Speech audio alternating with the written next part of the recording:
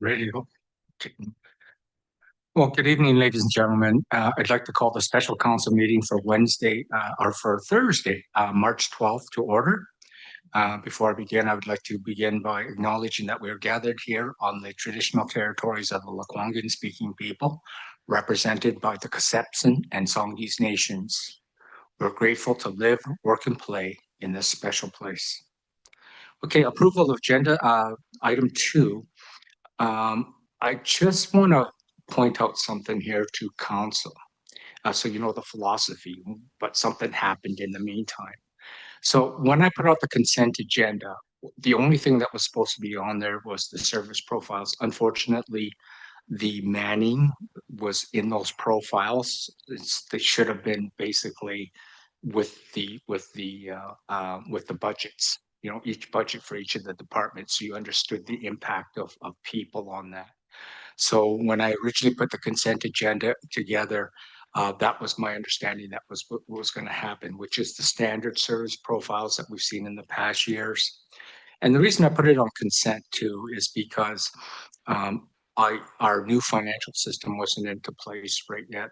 And so therefore, I didn't want to go back to the old way where everyone was telling us, you know, although we appreciate it, your successes, your failures, your challenges, and what you do, and all that stuff. It's stuff that I read, and then I just found it a lot of time was consumed doing that. So I made it consent.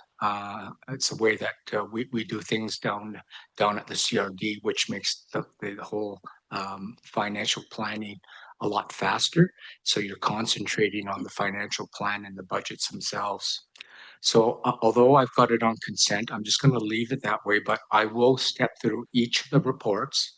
So if you have questions or want to make comments on each of the appendices, you can, and we'll just approve them all at once after the questions have been asked, if that's okay with everybody.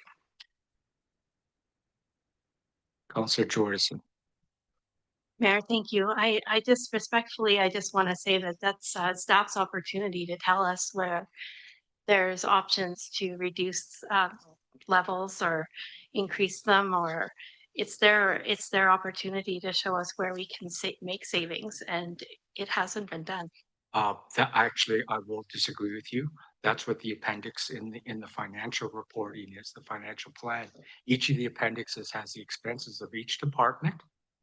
And I know the big part of it is the manpower side of it right now, but those impacts are captured, are actually captured there. So I would tell you right now, that's why we'll talk about it under the financial plan. I think without understanding how their services and operations are structured, though, it's difficult to tell what options of cuts there are. What I did is I compared it to last year, and it was the same in almost every one of them except for two of them.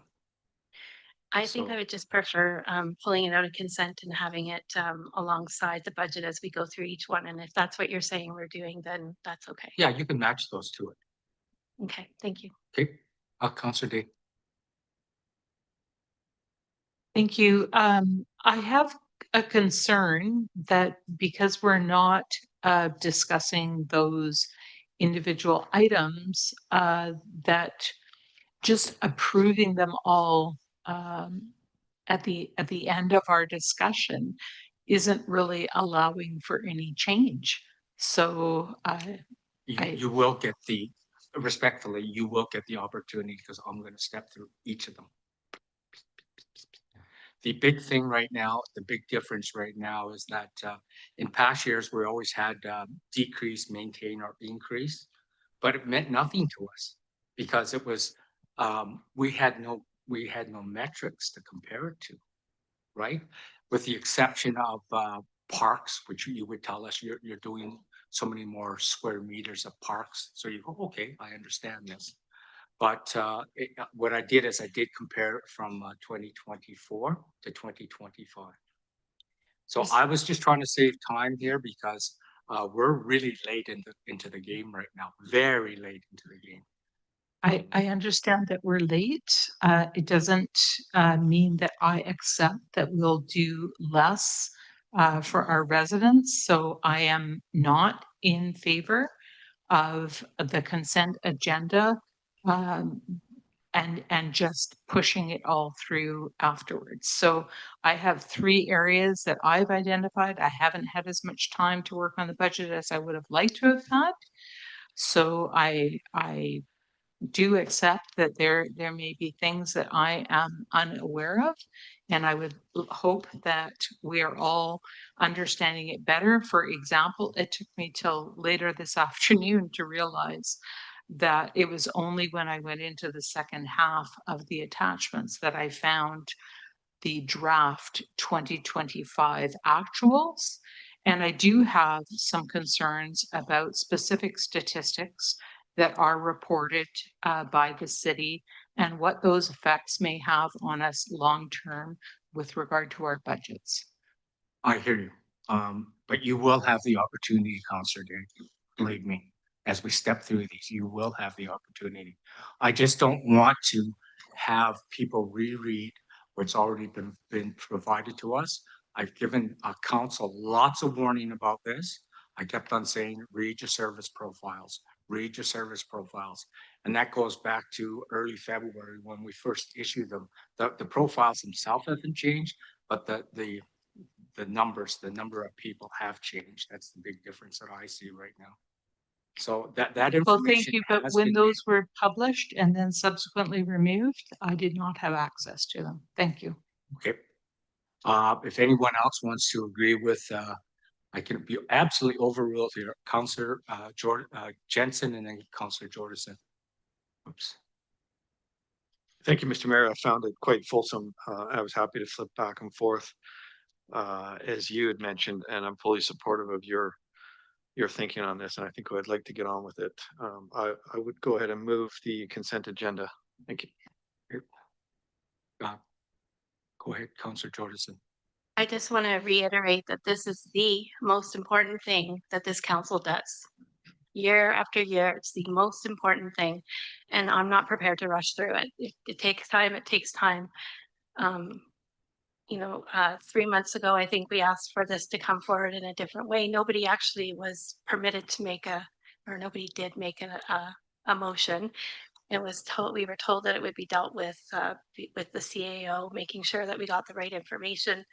And tonight I feel that there's a big disservice by just not going through the service reviews, because it's staff's opportunity to tell us what can be cut. I can't go through somebody's program and say, let's cut this. Nobody's come forward with any cuts or anything. They've come forward with a budget with the same amount of money or the same increase that we had before. So I don't feel that this work has been done. I won't disagree with you on that, Councillor Jordison, but what I will say in the service profiles, they're not recommending cuts at all. That's not the device for that in actual fact. So you'll see this when we do the summary with the CFO. I certainly think it could be. There definitely are cuts in service profiles, and there should be. Yeah, I will, yes, and there will be, because there's going to be a lot of time for that discussion. But do you want to spend this whole evening for people to reread what they have in their reports? No, I want staff to produce information about their service profiles and what they can cut, and that hasn't been provided to us. So I'm just going to make a statement that I don't agree with this way we're doing this, and I don't think that the proper work has been done in that regard. But happy to move forward. Okay, and because I'll counter that argument. In the past years, we don't spend enough time on the financials, and that's a big problem to me. We spent most of the time people regurgitating what they have in their service profiles. We don't spend the time on the financials. This year, this is why I wanted to reverse this. I want to spend time talking about revenue. I want to spend the time talking about people, the number of people we have, and all the expenses. That's what I want to spend their time on. And how many times have we heard in the past, where they say, well, you approved the budget. And a lot of us will go, I don't remember that, because late in the game last year when we were doing these budgets, we did not see those numbers until that was the final thing in every one of the presentations. And we just didn't have the time. By the time we got to the last one, we miss some things. I can tell you that right now. That's why I want the focus on the financials. So anyways, do I have a seconder to Councillor Jensens? Thank you, Councillor Ward. I'll ask, all those in favor and opposed? So Councillor Jordison and Councillor Day. Thank you very much. I will proceed. So I guess I still need a mover and seconder on the agenda, right? Thank you, Councillor Grove and Councillor Olson. Any opposed to the agenda? Seeing none, motion carries. I will open this time up for public participation. There was no written submissions received prior to the agenda publication. And I believe it was now adjusted that there were 3 written submissions after agenda publications. And they will be appended to the agenda after the meeting. And I think we have one member that has registered to speak virtually. And I would just ask that members of the public will now be given the opportunity to present their questions. You'll be given 2 minutes, which time you'll see the green, amber, and red light. The red light means it's done, you're finished. And there are cards, business cards available at the podium for anyone that would like a written response to their questions. Once the email is received, corporate services will forward the question to the appropriate department for response.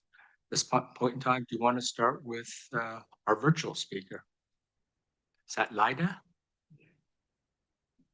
Lida? It's Lida. Oh, yes. Oh, I know who you are. Sorry, Lida. Yes. No worries. Okay, good evening, Mayor and Council. My name is Lida Salatian, and I founded and lead the charity Green Teams of Canada. For the past 8 years, our Greater Victoria Green Team program has partnered with the City of Colwood to bring thousands of people together through hands-on environmental activities in local parks.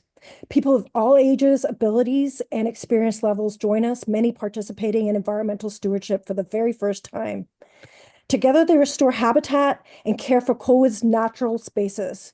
But what participants tell us again and again is that the most meaningful part isn't just the environmental work, it's the sense of belonging. It's meeting neighbors, learning new skills, and feeling empowered to make a tangible difference. Youth, families, newcomers, and longtime residents tell us these activities leave them feeling more hopeful, more connected, and more engaged in caring for the places we all share. The demand in Colwood is undeniable. Our activities consistently fill up and often have waiting lists. While new local initiatives are emerging, which is wonderful because we need everyone, the Greater Victoria Green Team provides a proven community engagement model that turns people's desire to help into meaningful action. Many people want to help, they simply don't know where to start. By creating accessible opportunities for people to participate, we are strengthening both environmental and social resilience in our community. This partnership also advances many of the city's priorities, including those outlined in your Climate Action Plan, Strategic Plan, and Official Community Plan. In many ways, we are the boots on the ground, helping turn those plans into action, connecting people with nature and with one another, restoring habitat, strengthening biodiversity, and climate resilience. After 8 years of a successful partnership, we would like to continue the momentum that has been built. As you prepare for your budget deliberations, we ask that you maintain support for at least 10 community environmental activities each year so more people can connect to nature with one another and contribute to the health of Colwood's parks. Thank you for your continued support and for the opportunity to work together to make Colwood's parks healthier and its community stronger. Thank you very much, Lida. And thank you very much for all your contributions last year. The Green Team has just been a phenomenal resource for us here in the city. So thank you very much. Thank you. Okay. From the public, Mr. English.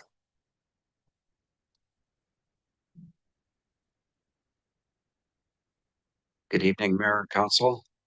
My name is John English, as you all know, and I'm here speaking on behalf of the Royal Bay Homeowners Association. Tonight, we'd like to talk to you. You gotta know who. It's getting shorter and shorter every time I stand up here. We'd like to, I've spoken to a lot of people in the community, and many of them have spoken to me. I do walk along the beach and through the parks and around the upper Royal Bay area. I'm here to say that the 11% increase that's being proposed in the total core operating expenses by the city in this document, I know you haven't approved it, but what is being proposed is an 11% increase in total operating expenses between 2026 and 2027 on a budget basis. I agree. I've prepared budgets many times, throughout most of my career, and trying to do this work without having access to the actual information is really problematic. There are there are very few Colwood taxpayers who are expecting their incomes to increase by 11% during this time frame, as I'm sure you're all aware. Since people have to pay for property taxes out of their take-home pay, an increase of this magnitude is going to further hurt and reduce the disposable incomes of families in our community. Since many Colwood residents are having to tighten their belts these days, the Royal Bay Homeowners Association would ask that the city do the same. We would also ask that the city take a new zero-based budgeting approach to developing its budgets. Thank you very much. Thank you very much. Next. Mr. Apperly. Mr. Mayor, members of council. I've given you a copy of these remarks, so just in case we don't get through the end, you can get through the end at your convenience. I'd like to briefly highlight an opportunity to strengthen transparency while reducing unnecessary demands on council. You have before you a submission and briefing note that outline a practical opportunity with a clear path forward. From my experience working in publicly traded companies, one lesson has stood out. Transparency and open communication are not just ideals, they are practical tools. They improve performance, build trust, and reduce friction. A useful analogy in the corporate world, imagine if management restricted access to information, required investors to navigate layers of bureaucracy, or released information only when convenient. Confidence would fall. Analysts would assume accountability is unclear, and leadership would spend more time responding to criticism than focusing on strategy. Successful organizations learn the opposite. When responsibilities are clear, information is accessible, and stakeholders can communicate with the right people, issues get resolved earlier. Escalations decline. Leadership can focus on priorities. Municipal governments work the same way. Residents, in many respects, function like shareholders. Council acts like a board of directors. Administration operates the organization, and council sees the result of this dynamic regularly. I get you to wrap up. And we're done. So please, if you wouldn't mind reading through what I was going to say this evening, I'd appreciate it. It really has to do with opening up the website. I don't think it's going to cost you any more money to do that. I understand from my IT that you've got the cyber security tools in place at the moment to be able to reinstate the staff directory, and there are many of us as residents who would urge you to do that, as we discussed back in December last year. Thank you very much. Okay, anyone else from the public? Not seeing anyone. I will go to the consent agenda, and if I can have you open that up, CEO Johnson. Thank you, Mr. Mayor. I'm going to speak more towards the overall financial plan. Tonight's about giving council a clear big picture view of the 2026 to 2030 financial plan before you get back into detailed discussions. The draft 2026 budget in front of you is balanced at $659 million with just over $53.4 million in revenues and the balance coming from reserves and debt to fund capital and other commitments, which will come in other meetings over the budget timeline that we've established. It shows where the money comes from, where it goes, and the main pressures we're managing over the next few years. I also want to acknowledge how we got here. We'd originally hoped to be using the new open book system for this year's budget process. That was aspirational, and we didn't get there. In practical terms, it's meant that while we migrate to the new system, staff have been running parallel processes, updating manual systems and manual spreadsheets at the same time that they build out the new tools. That is why earlier meetings were canceled. The information simply wasn't ready in a form that council was comfortable receiving, and staff have heard your feedback to date. That's why you see the package in front of you. This isn't a criticism of staff. This has been a significant cultural and system shift, and people have been working extremely hard to close the gap. The entire organization, the finance team, and our CFO, Kathy McLennan in particular, have been burning more than the midnight oil to put this material together and respond to the direction that you've given over the last few weeks. The responsibility for timing and process sits with me. The effort to get us where we're at tonight has been extraordinary. You've also been very clear about what you want the financial story told. One piece of the feedback has been around the language, especially the 5-year plan. I agree it's important we're precise about what that means. The outer years are a guideline and planning tool. The decisions you make tonight are about 2026 with a view to the pressures and choices that you are likely going to be facing in 2027 to 2030.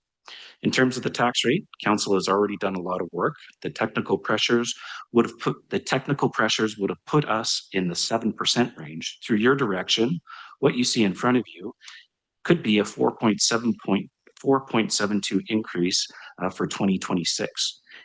That's been achieved by freezing the discretionary new positions this year by using tools like revenue transfers, refined PILT estimates, and borrowing strategies to smooth the impact. The trade-off is that some internal capacity and strategic work will take longer to advance, but it reflects your priority to keep the increase at a level that you feel is manageable for the residents.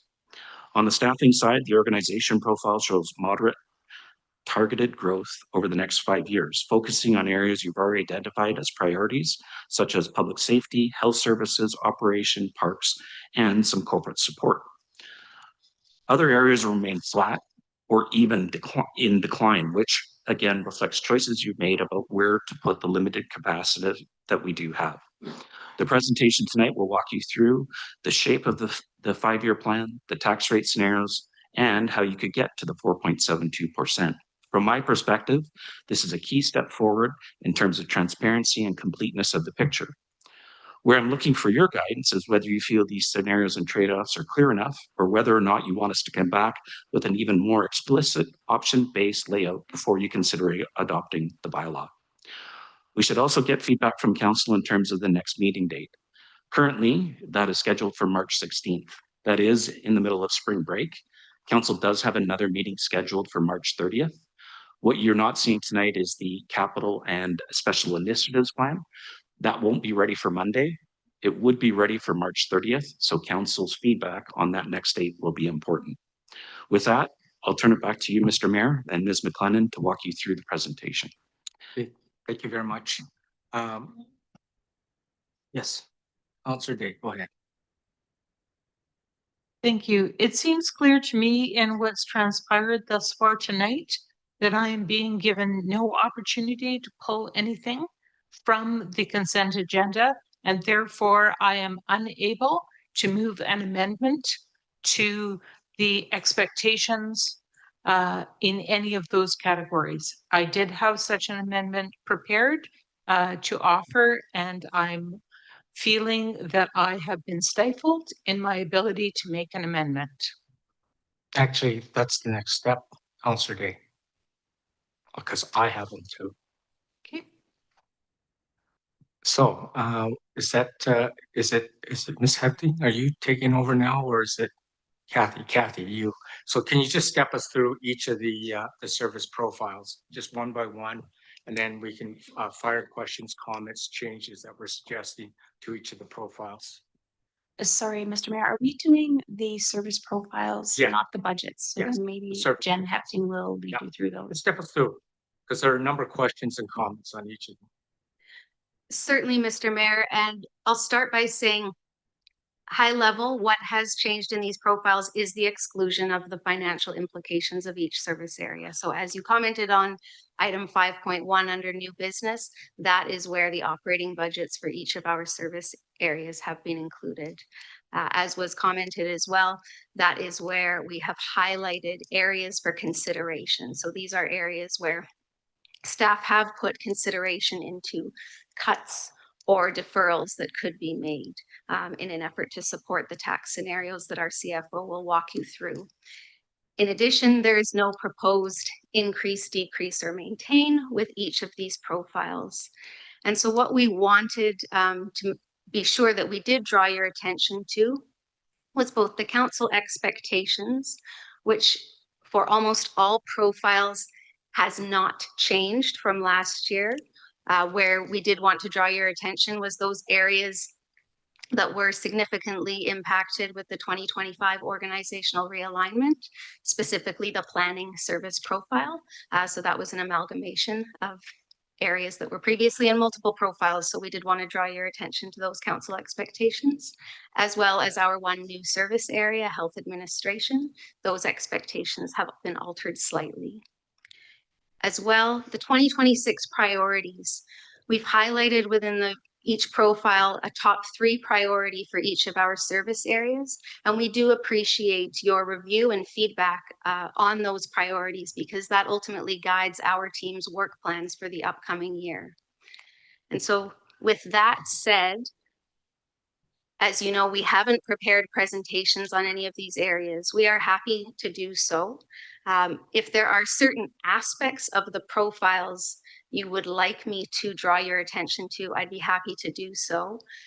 In addition, feedback that we had received with this year's budget approach under item 5.1, specifically Appendix 21, we do have an FTE summary, and the report that's just been circulated tonight includes 2 of those summaries, one that highlights the year-over-year change with the staffing, which you may also find helpful information to add context to areas that have been highlighted within profiles, because many of those do relate to vacant staffing positions.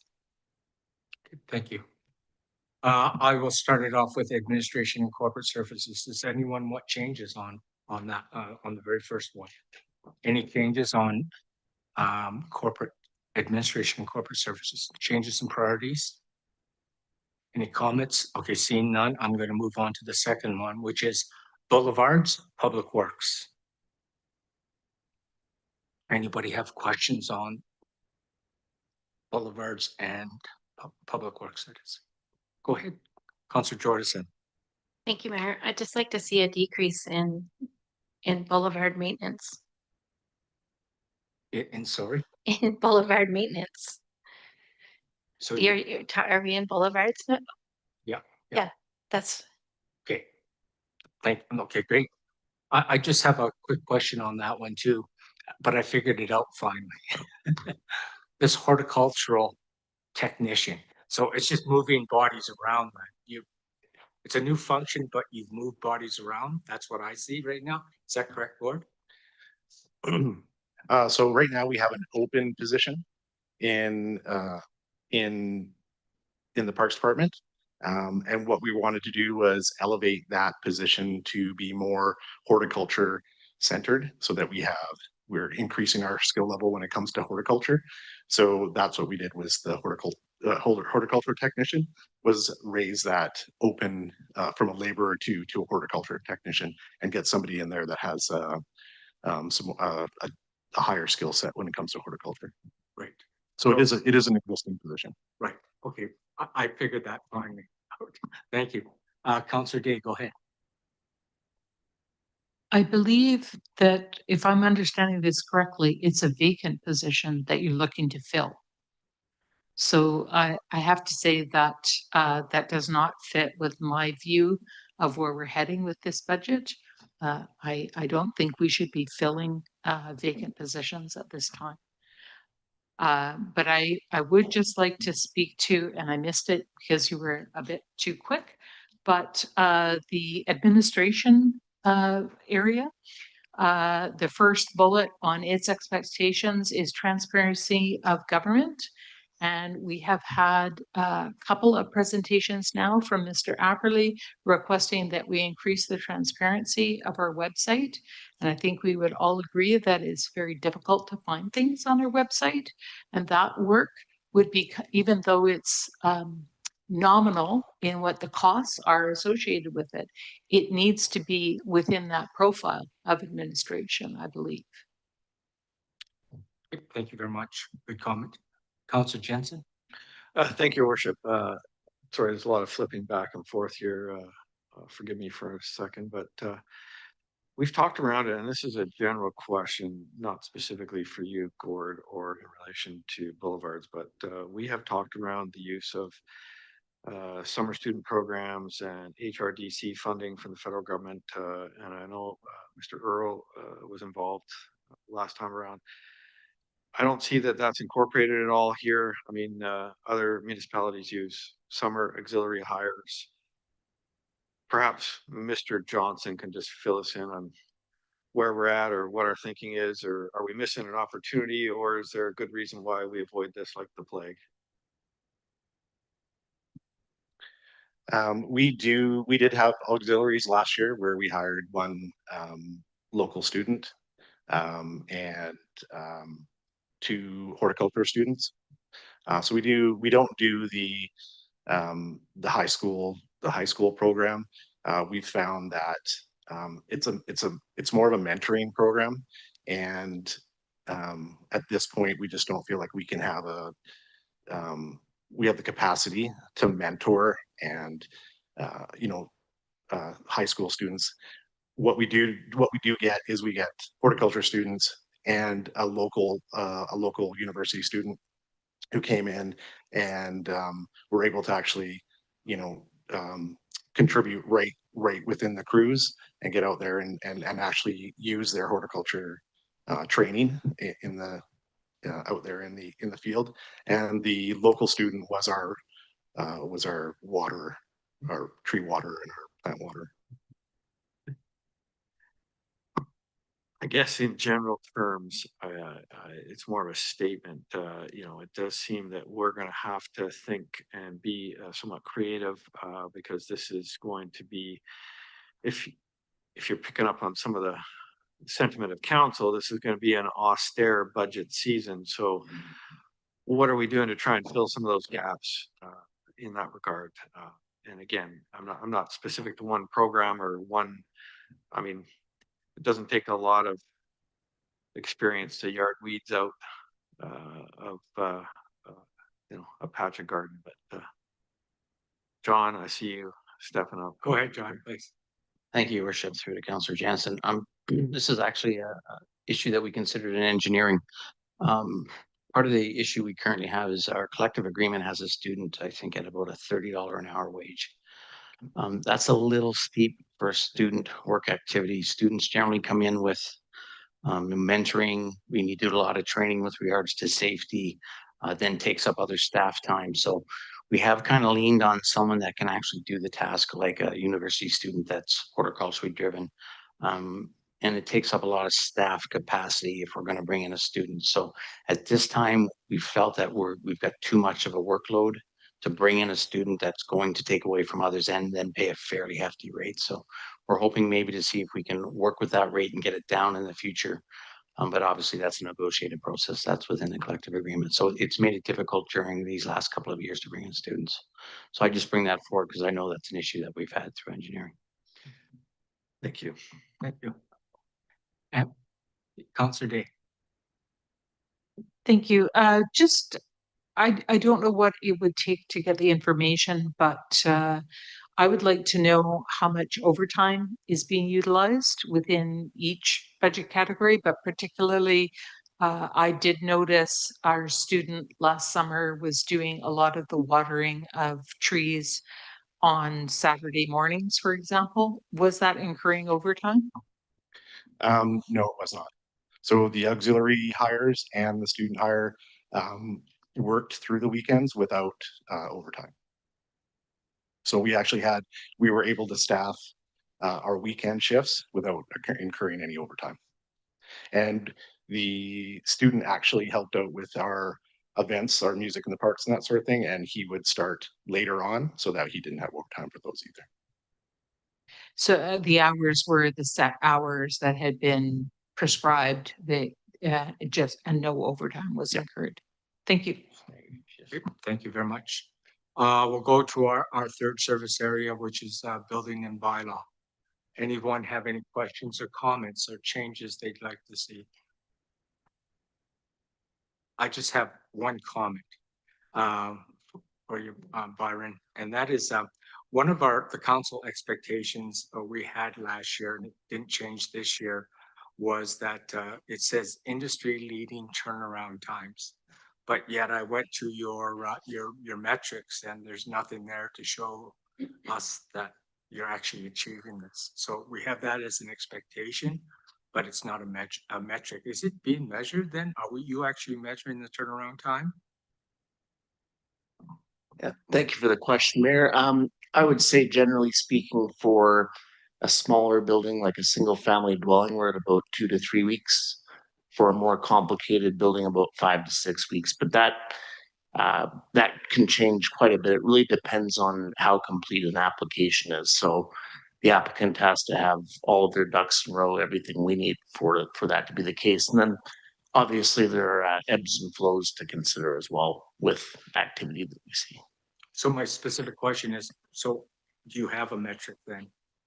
And it's to serve you later on, because if that's a standard, we reach a certain standard that you do it, say, in 10 days, whatever the number is. And you're starting to fall behind on that. It's taking you 20 days. Obviously, it's a, one of the solutions is it's more people, right? And then you're justifying it. So I'm trying to do this for your benefit in actual fact. So I thought it was a great metric when you came up with it last year. And I went, that's too bad you didn't use it as you didn't actually measure anything. So I couldn't tell. Couldn't tell if you were good or bad. So that's again why I couldn't have answered the question: maintain, increase, or decrease. So it's a comment, really. So, yeah. Also important to add. Appreciate that. Also important to add that when we receive a building permit application, that goes through other departmental reviews as well. So, our engineering team will look at the applications, planning team, and our building team as well. So it depends on what their workload is as well. But I can say with confidence that living in another municipality, that we are definitely industry leading as far as times go. But we could get more specific. In the past, we did have a specific amount of time, but that was very broad and didn't really apply to larger complex buildings. But if council was desirous, we could go back to that and put a time to reference or shoot for. okay, thank you. Mr. Johnson. These service metrics are precisely what we're trying to bring forward for council, so that we're meeting what your service expectation is. Part of that is we've just made application through UBCM for the Local Government Development Approvals Program. Part of that will be developing the metrics for all applications that we've got through the development process. So that will highlight that, bring us external metrics from an external consultant that will help us go through, quantify where we're at with those service metrics that will be coming. We're hopeful that we're going to get the grant. The grant, the quantum of that grant that we just put through UBCM was $160,000. So we're hoping to hear that, and that these are precisely what we're talking about, not only in the building department, but also planning. How long it takes to get a development permit out the door, how long it takes to get an OCP out the door. But what Mr. Grant has correctly identified is there's different levels of applications, and comparing apples to apples is hard. And that's why we're looking to an external consultant to be able to help us through that grant. Thanks very much for the explanation. Councillor Day. Thank you. I am looking at the number of dwelling units that are created each year, as I have been for some time now. And in 2025, it reports that there were 471 dwelling units created. And in fact, that number was only up to September. There were, in fact, according to the DBS reports, another 91 units created between September and the end of the year for a year-end total of 562. The reported average is therefore now over 500 per year, not the average of 300 that's been being used in city reports. So I am just drawing to everyone's attention that we need to ensure that we get accurate information, because that is going to be really critical information for planning all of the other services that we need to provide within the city of Colwood.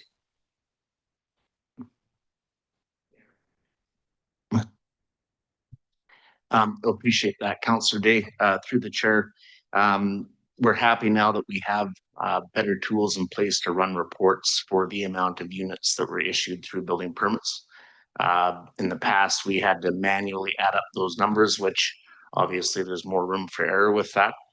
We have a number of 358 total for the year 2025.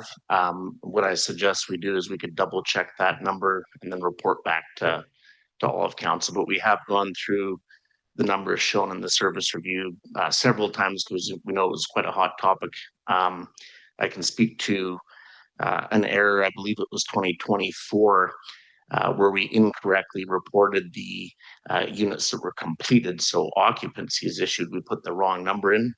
And then we've now since corrected that number to 497. But what I suggest, I don't have it in front of me right now, is we go through all these numbers that we've stated and then report back to council on those to ensure they're correct.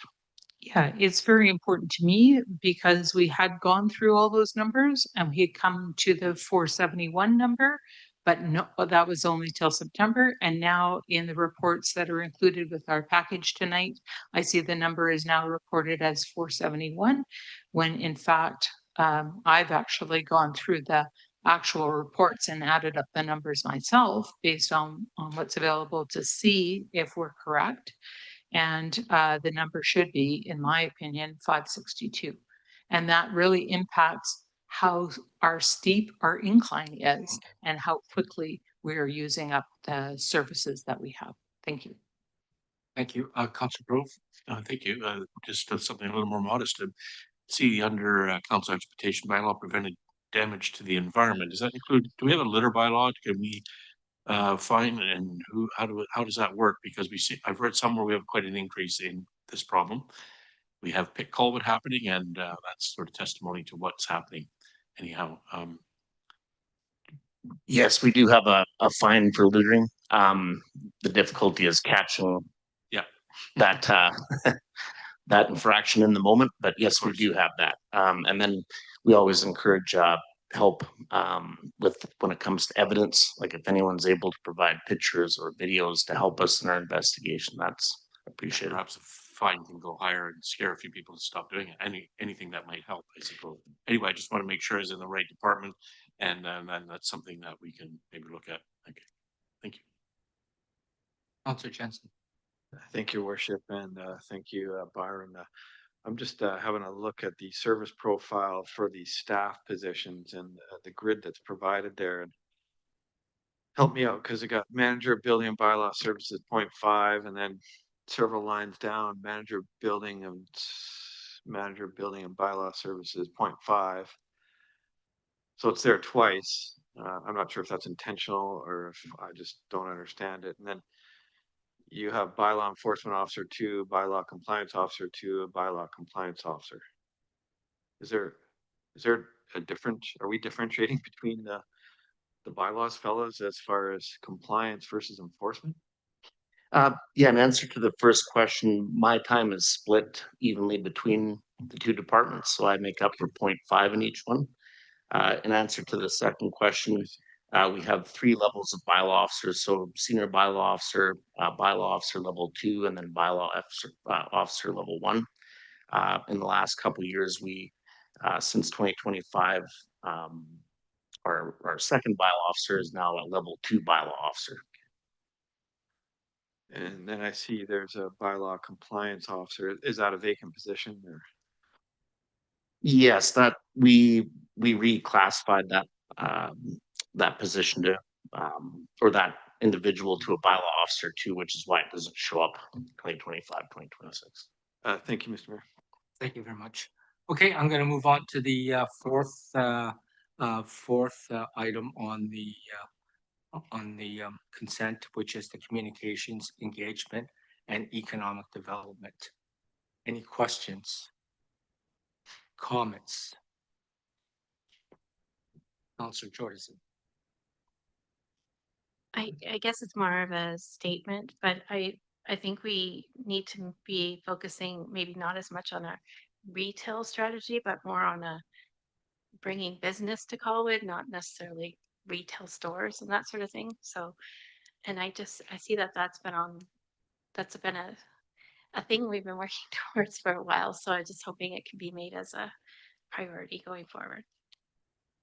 Fair enough. Thanks. I have one question. So there was yeah, come on up there. It's a bit of a mix up here. The CEO and I have been working with West Shore Parks and Rec for a youth coordinator. And, you know, I thought, this is what I thought was happening. I thought we were solidifying the position that we've got filled right now to be part of West Shore Parks and Rec. Well, I was absolutely astounded when I talked to Grant Brown and what his interpretation was. He said the position that we had was more or less not the coordinator per se, because they have a program manager down there right now. And the big budget that we agreed for them to have, in fact, was to pay for all those supporting people behind the youth services down there. So all this time, I thought it was converting the position that we had into that position, but it was made totally clear to me, no. So I do notice that we do have that in your head count. And why I have problems with it, I'm not saying that it's not an important function, don't get me wrong. But I'm saying there's absolutely no way that I would support the position unless all 5 municipalities were paying for that position. That's my position on this. And I can certainly have council disagree with me on this, but that's where my head was. And I was surprised to see the position there. And because I thought it was looked after, because that was always my goal where I was going in. It was obviously a failure to communicate here because I didn't see this at all. And it was a big surprise to me, to tell you the truth. So maybe you can comment on that, Sandra, if you can tell me. Sure, thanks, Mayor Kobayashi. On October 29th, 2024, Council actually approved making the position permanent in our budget beyond the grant funding. So that's been the understanding we've been going forward with to date. West Shore Parks and Rec is requesting funding for programming for facility space, but our youth engagement coordinator position here has enabled lots of problems to be solved. For example, the youth nights that were having safety problems. What West Shore Parks and Rec found was that the rec staff didn't have the capacity to take on that kind of challenge or to expand programming to the greater West Shore community in terms of, going beyond sports into arts and culture, into job skills training and some of the valuable work that our youth engagement coordinator has been doing. And so that's the premise we have been working on, is that it was included in the budget post-grant funding in 2024. Okay, so and I'll tell you how I interpret it again, so you're clear. Because I don't want to insult anyone or anything here. I thought I was approving that position because I know her office is down there, so I assume that's what I was approving. And this, like I said, came as a shock to me, and so I'm going, well, I don't think we can afford to do this ourselves. When I approved it, I approved, in my eyes, we're approving our portion of it as one of the members of West Shore Parks and Rec. See where my head was? So, you're probably right, we did, because I remember the conversation we had, but I always assumed that's what we were approving. So I'm just giving you a perspective right now. I understand. Councilor Jordison. Thank you, Mayor. I just want to say the same thing that I too felt that that we were approving it based on the other municipalities pitching in as well to pay for it.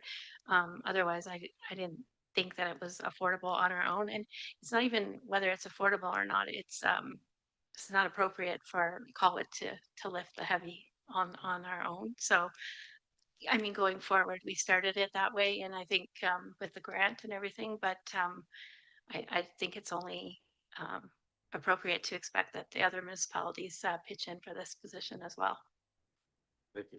Thanks. If I may, I think we certainly can explore with Grant Brown and the team at West Shore Parks and Rec if there are options to merge the two functions. Absolutely. Another option, right? Councillor Jensen. Oops. Thank you, worship. And, you know, I'm trying to sort through my recollections, but I don't think you're too far off in your thinking. I know we've discussed this at West Shore Parks Board too, and maybe I made some kind of assumption too that this, because the grant funding was being used or distributed by us or organized by us, but it certainly involved West Shore Parks and Rec. So once we had approved moving to funding that with the group, the ownership group, that's you raise a good point on where this lands. So maybe the chief administrator can tell us or advise us. I don't know if this is a unionized position or not, and what our options might be to try and unwind this or to try and encourage some more participation from the region. Mr. Johnson. I think there are going to be a number of things that come forward tonight that council has questions on that we'll have to do a little bit of work and come back to you with that. We have seen other partners in West Shore Parks and Rec approach Colwood about participating in other services. We would have to do the same with this. And that request and discussion we will certainly have with Mr. Brown about what those options are and bring those back for council. Thank you very much. Really, that's it. Thank you. And so my second one, I don't want to seem like I'm picking on you, but it's another couple positions you have. I think it was clear, we don't know where we're going yet with economic development.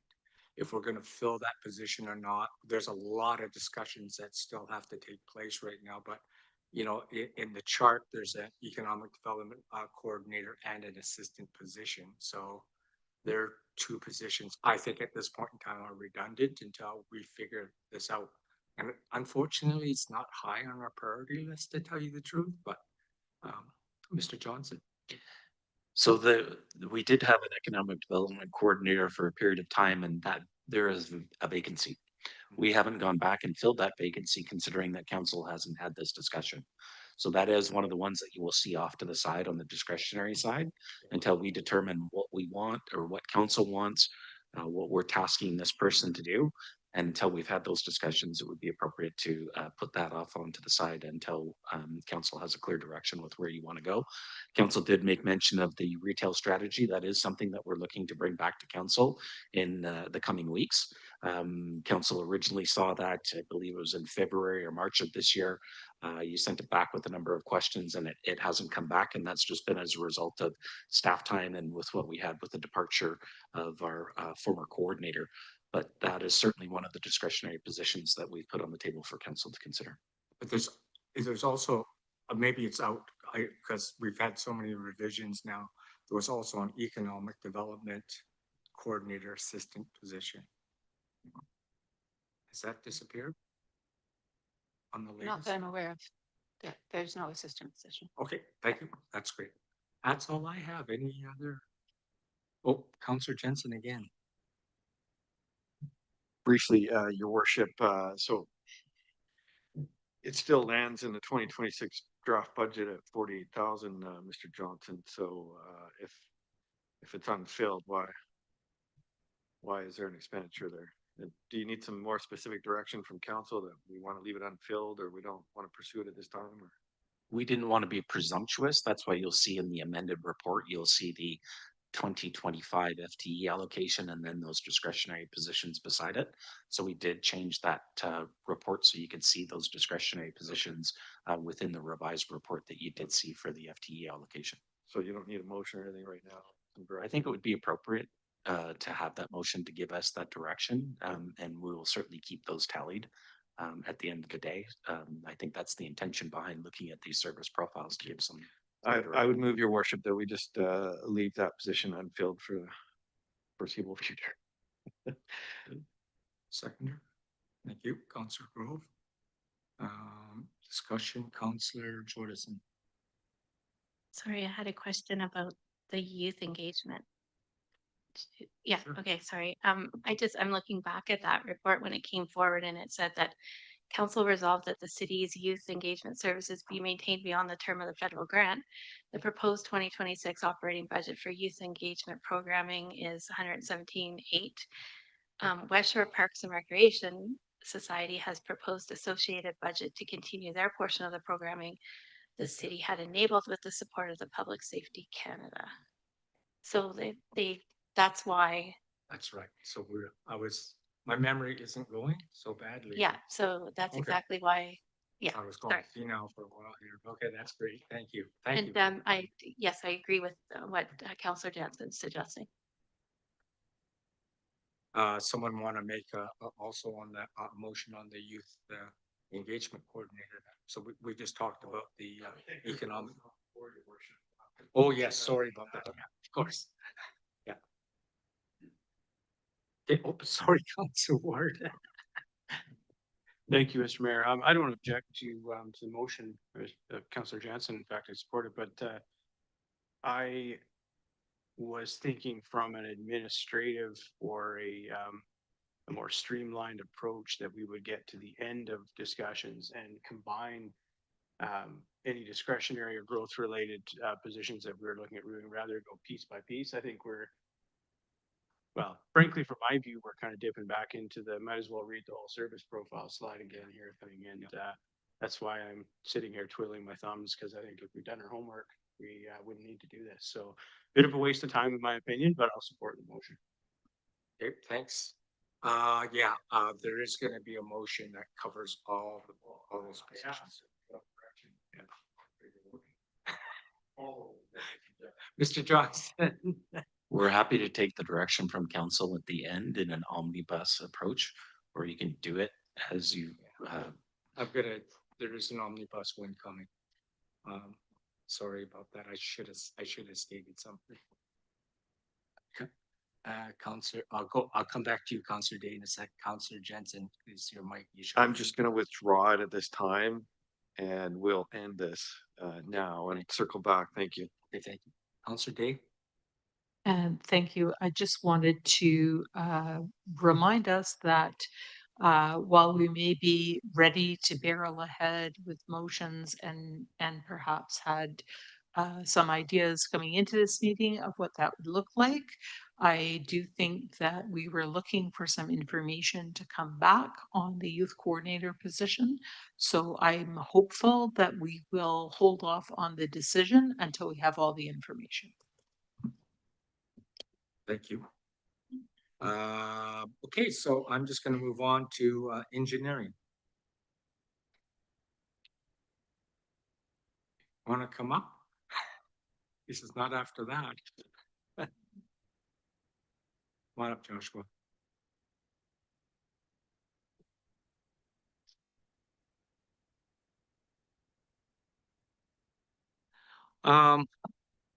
Questions, comments about engineering, which you had in there in his service profile?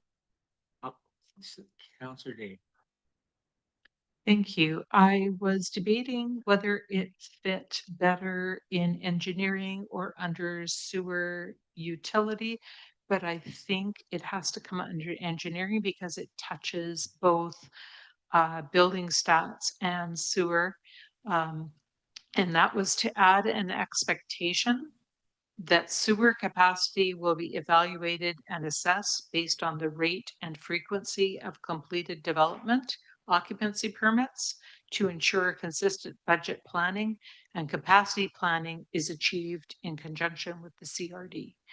And my reason for that is if we are simply going, sticking with the status quo, which is that we measure how much sewer we're using by how full our pipes are, which is with the flow meters and CRD doing that measurement, we are going to potentially arrive at a point where we are not planning for our capacity, our capacity being 2 megaliters, and an approximate value of how many homes that would serve is in the neighborhood of 3,000. And depending on a lot of things, currently we've had some reductions based on D&D properties addressing their I&I, and with some inspections and repairs being made to other areas where water was infiltrating. But a number of units, once they're completed, take time before they are actually flowing their full capacity. And I think it would be prudent on our behalf to at least keep track so that we are seeing as we build more occupied residences, that we are looking at our future and either setting funds aside or making plans or doing whatever we need to do. So it was to add an expectation that sewer capacity will be evaluated and assessed based on the rate and frequency of completed development. So engineering oversees most of that, with the building department contributing statistics to us. Joshua? Thank you. Through the chair. I believe like we are tracking all that, so maybe we'll take that offline to report back to in a way that council would like to receive that. We have all that information. It's certainly not a problem. You'll see we have some metrics on sort of sewer connections. We have our unit counts. We have like you said, we do track flow, so that's our actual allotment. And then we certainly are predicting and looking, and there's sort of 3 different ways we do that. But I think we could work towards getting how you want to see that measured and Well, shared. Currently concerned with the way the statistics have been reported and the way that line is showing as fairly flat. Whereas if the numbers are what I've added up from the DBS reports, our average is higher than that. So we're using it up more quickly than the charts would make it appear. Okay. Through the chair, certainly happy to reevaluate if there's any errors in numbers. Thank you. Thank you very much. I just have a quick question, and this is to the broader question later on when we look at the financial plan. I'm still trying to find, just determine in my own head, the transportation engineer. I do realize that we lack that expertise here in the city. At the same time, I know when you're sitting around a company that does it for a profession, you get the benefit of having that, like, instead of just the one person working for us, and then you don't know you're hiring a senior, intermediate, or junior. So to me, until I understand the cost benefit analysis of it or the business case for it, I'm just not supportive at this point in time, because I think there's more effective ways. And this is a comment actually, and certainly I can be convinced otherwise, with the right business case in front of me. So that's just me. I think that works for us as well, Your Worship. We're in the midst of doing a transportation master plan. We're in the midst of doing the chosen corridor. Those are 2 fundamental things that will help drive what our next steps are in the coming years. So for us to delay this decision to 2027 and reevaluate, then certainly I think we can make that happen. Thank you. Thanks a lot. Okay. Oh. Councillor Day. Just on the planning position, or transportation planner, or whatever we call him, the transportation expert, that's in the budget. I think the amount for the full year is something like $71,000 that's um, budgeted for that position. And I was just curious because when we go out to contract out that service instead of having an in-house service person, what is the amount that we're spending? Because it seems to me those contracts have been considerably more than the 70,000 to hire one. Thank you, Councillor Day. 71,000 isn't a full year's wages. It was anticipated, obviously, we haven't hired them yet, so that wouldn't be a full year's wages. And to be clear, they're not going to be an expert. They're going to be an engineering, transportation technologist. So they'll know more about transportation than they will other things, but they're still just a technologist. So we still will be hiring consultants that are experts for certain traffic engineering type facilities. So traffic engineers, depending on what we're doing, whether it's assessment of a traffic light, it's signal timing, it's coordination, it's optimization, it's traffic flow, it's traffic counts. All of those things are different expertises. And depending on what the technologists we hire, where their strengths are, they'll fill that gap. And then when other gaps are needed, they'll work with that consultant that we still hire. So you're correct. Depending on the work we're doing, like the VMP, Carindale intersection, we're using traffic consultants there to figure out exactly what the light will look like. Putting in the signals requires a different one and so on. So they change depending on what work's allocated for each year. Thank you. Thank you very much. We'll move on. The next item under the consent agenda was events, arts and culture. There was no change. So there was no change. 2025, 2026. The only thing that we can discuss later on is expenses, but as far as everything, the expectations, the priorities, there's no change. So no comments. I'm going to move on. Okay, we'll go to finance. Questions, comments on priorities? Councillor Day. Thank you. I'm just trying to understand, and I thought finance might be the right place to ask about this. We have a number of fees and charges that we levy for services that we provide, including permit fees for building, etc.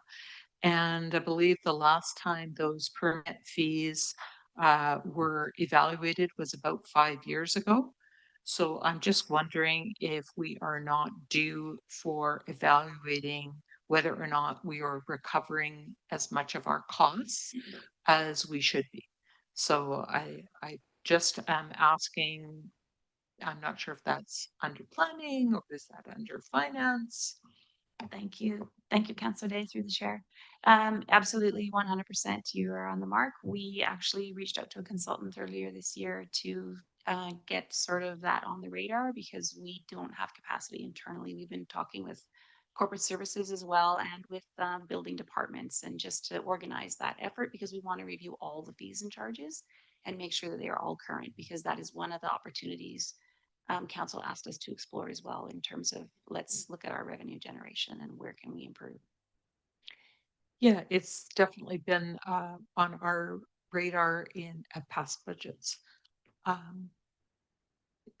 I'm just also wondering because our development cost charge bylaw, for example, it got only a minor update when it was last done. And I have noticed, having been here for too long, that it can, it can get put aside in order to deal with other issues that are seeming to be more critical in the moment. But then in a blink of an eye, it seems like 10 years goes by. So I'd just like to hear if we have a plan. Mr. Mayor, the CAO. Oh, yeah, sorry. Thank you, Your Worship, through the mayor to Councillor Day. Specifically, when it comes to the planning applications, this is part of that LGDP cap funding that we've applied for to look at all of that. But in absence of that, we're looking at, in planning in particular, we do things like pre-development applications, where somebody will submit a pre-development application, we'll look at it, we'll provide them back information. There should be a cost to that. So those are the things that we're identifying to bring forward, even outside of that. Part of the regular rhythm of finance and looking at fees and charges is to look at it on a yearly basis. We just haven't had the staff or the capacity to do that. So our finance team has looked at bringing an external consultant in to look at that, because every year we should be looking at DCCs.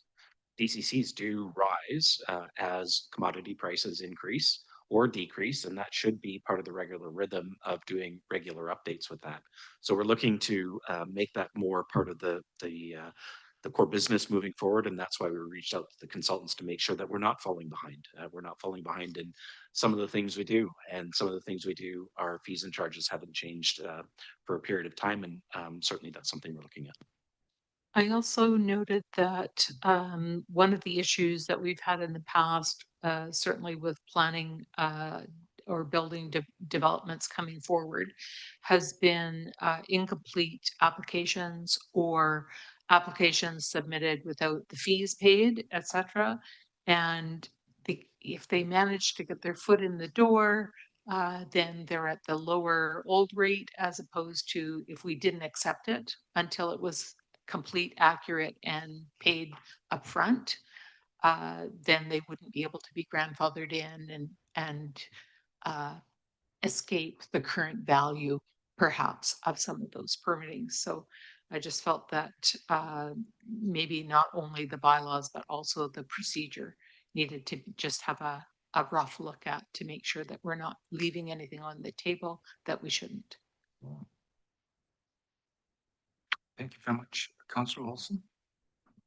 Thank you, Mr. Mayor. I anticipate we'll be going through this at the end of financial when we discuss the financial plan, but I just wanted to highlight to the public that this also has a position for an operations analysis for 2026. So this is a vacant position that we're potentially looking at as well. So something that will be discussed later on. So I wanted to highlight that. Absolutely. Thank you. And I will move on. Fire, rescue, and emergency program. Any questions on the priorities, the council expectations, some of the successes, the challenges? Councillor Jordison. I guess I just wanted to talk about the costs, but would you like me to wait till we get? Yes. Yes, no We're gonna problem. get there. Guaranteed. You're not on the hot seat now. Later on, we'll get you.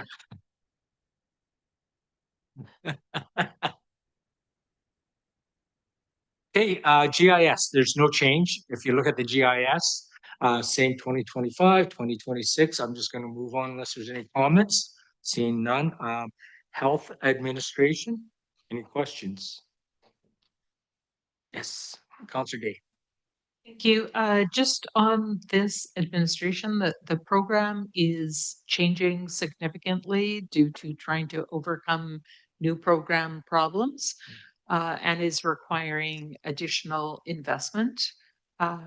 And I just am wondering when we will have the opportunity to do a fulsome review and to make some decision in terms of go, no go on that initiative. Okay, thank you. Move on. Human resources. Questions, comments? Yeah, we'll talk about the position. There's a time up in the upcoming financial management plan. We'll talk about position then. Expectations are the same. Everything else is the same from, it's just the addition of the body, which we will talk about. I will move on to information technology. Questions, comments? Okay, Councillor Ward. Just a question through the chair to IT. Just wondering about where we sit on integration of AI, particularly into back office applications. I know there's some municipal governments using AI already for things like payroll processing, invoice coding, even drafting meeting minutes and things like that. And I just look to see if you know, and frankly, I could have brought it up during engineering. I could have brought it up in a bunch of different areas, but I see opportunities to you know, to be, you know, not necessarily replace anybody, that's no fear mongering, but augment maybe what's there already, and be a little more efficient. So just curious where we sit with that. Perhaps through the chair, Mark can provide some insight. Yeah, thank you for the question. And we've rolled out Copilot to a number of staff, and we're dipping our toes in the water there. Any new application we look at, like we're going to be redoing our financial system soon, that will obviously have AI baked into it. There's a huge opportunity there. There's also a huge risk. As a municipality, we have this obligation for data privacy and being custodians of the data and understanding where that's going. So right now, we're standardizing on Copilot because that's part of our Microsoft 365 environment, and we can safely say it's the data is staying within those boundaries. And then we'll explore case by case moving forward. Okay, great, thank you, appreciate it. Okay, seeing no others, I shall move on to operations, public works. Questions, comments, priority changes, changes in expectations. I have a simple question, a real simple question. It's very hard. And that is this a new position, the supervisor of operations? I wasn't really clear on that. If that's a vacant position you're filling, or if that's a brand new position. Through the chair, thank you for the question. So through 2025, we did a reorganization, looking at our facilities in order to make sure that we were matching our level of care with our level of facility infrastructure. And so that was a position, it was essentially a repurposing of an existing position. And so we had a laborer position that we needed to be elevated in order to truly deal with our, meet the demand of our city facilities. Okay, but there's still a Delta 1+1 position overall in the organization from what I seen on the chart. Is that correct? It's true. You'll notice there's an increase for janitorial in 2026. Okay. And so that's part of that delta. I understand. Thank you very much for clarifying that. Any other questions for JR? Oh. Okay. Okay, let's move on to parks, trails, and recreation.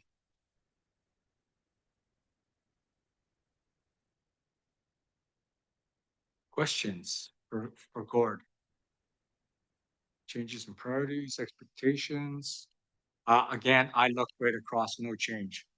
So means no change. The Council Grove. Through the chair for Gord, I think is there a change in the parks, like the weed pool? We have these new groups formed, the Colwood and Colwood Friends of Colwood Parks, I guess it is. And they do the weed pool, and then the green teams, which I didn't see included in this budget. Is there been a change in focus, or is green teams in there at all? Green teams come up, they are not in the parks budget.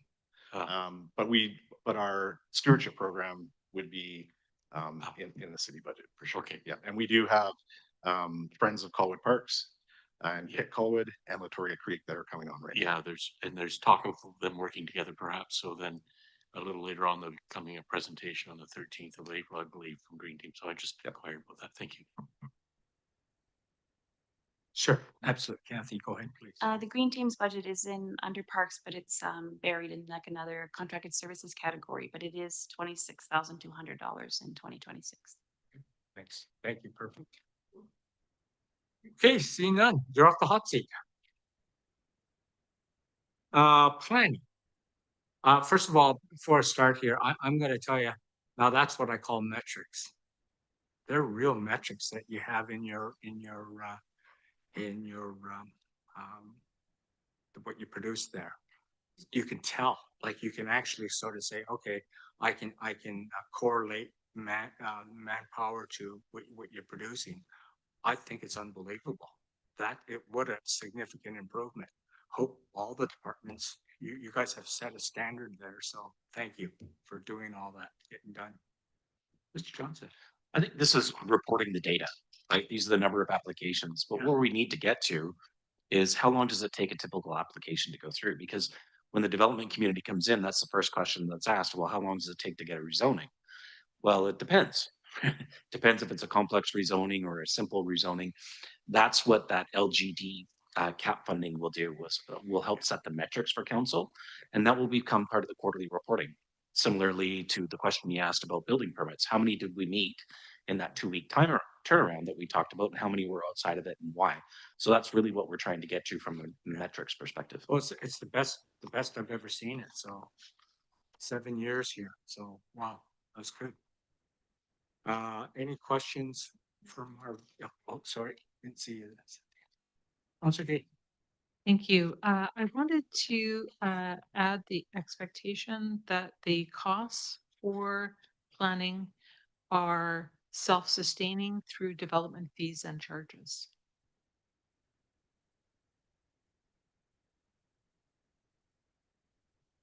I have no issue with it.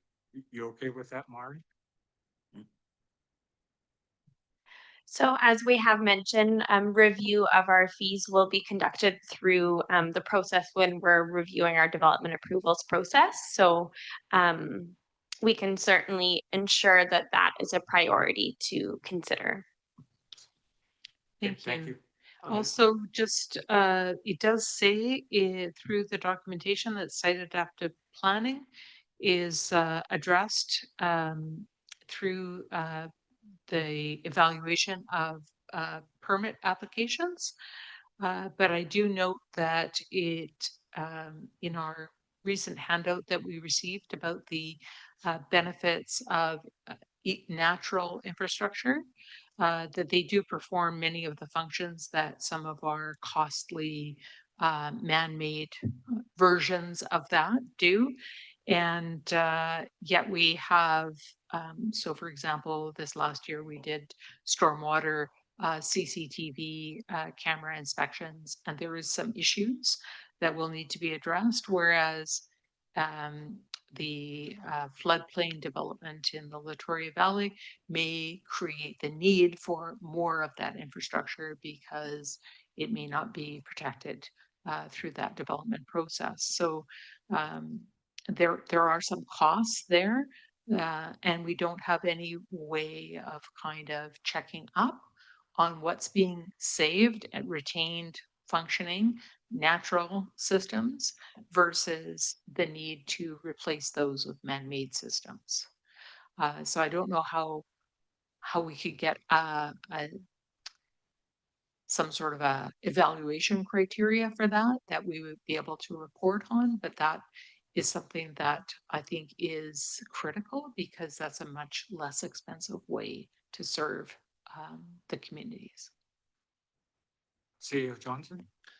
Not in regards to that, but I just wanted to point out to council, you can see a real rationalization of this service through 2025 and to where we're at today. And you can see that in the FTE allocations. And that's one of the areas that council would ask that we looked at. And that's why we combined the community planning division with the development service division to create the planning division. And that's why you've seen the rationalization of the service.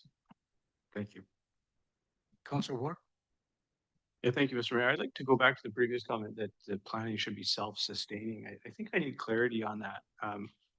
I find it, I could be missing something here, but in my mind, you know, for something to be self-sustaining or revenue neutral, it would be a non-core service, for example, like the health clinic, where we've got a stated goal at a certain point where revenue at least meets expenditures. But planning to me is a core service of a city.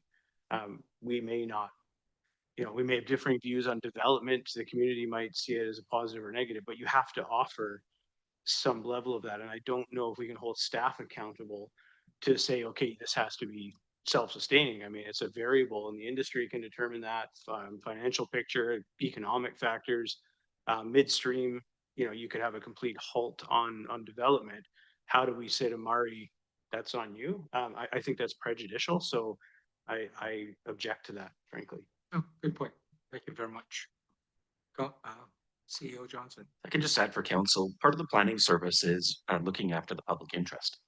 And the public interest does come at a cost that the developer shouldn't be paying for because we're making sure that it complies to the OCP, that it complies to zones that it complies with development permits. So when we're looking at fees and charges, which will be coming forward, that will be the discussion point for council, how much of that it gets laddered in. And I think that might address what Council Ward has brought up here, because there is a public component to the planning service that we're looking after the public interest. And that's actually one of the things that the approving officer does. They sit outside of the role of mayor and council. Mayor and council appoints that person to make sure that the public interest is looked at through subdivision applications.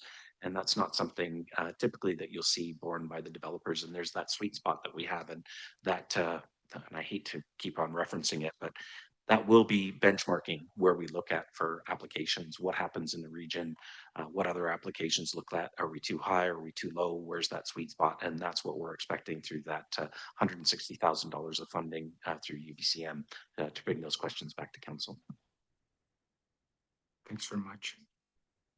Okay. Councillor Day.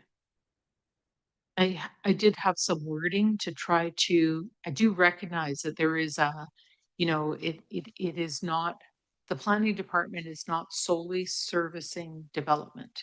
It is also protecting the city. And hopefully it is encouraging development of the retention of natural systems that we don't have to CCTV inspect and repair year over year. But that the cost for the planning services to encourage the development of non-commercial properties, meaning the ones who mostly take resources rather than give them, including rezoning and development permits, are self-sustaining through their development fees and charges, meaning that we're recovering what we do on their behalf, on behalf of the developer. I recognize fully that there is a portion that rests with the city.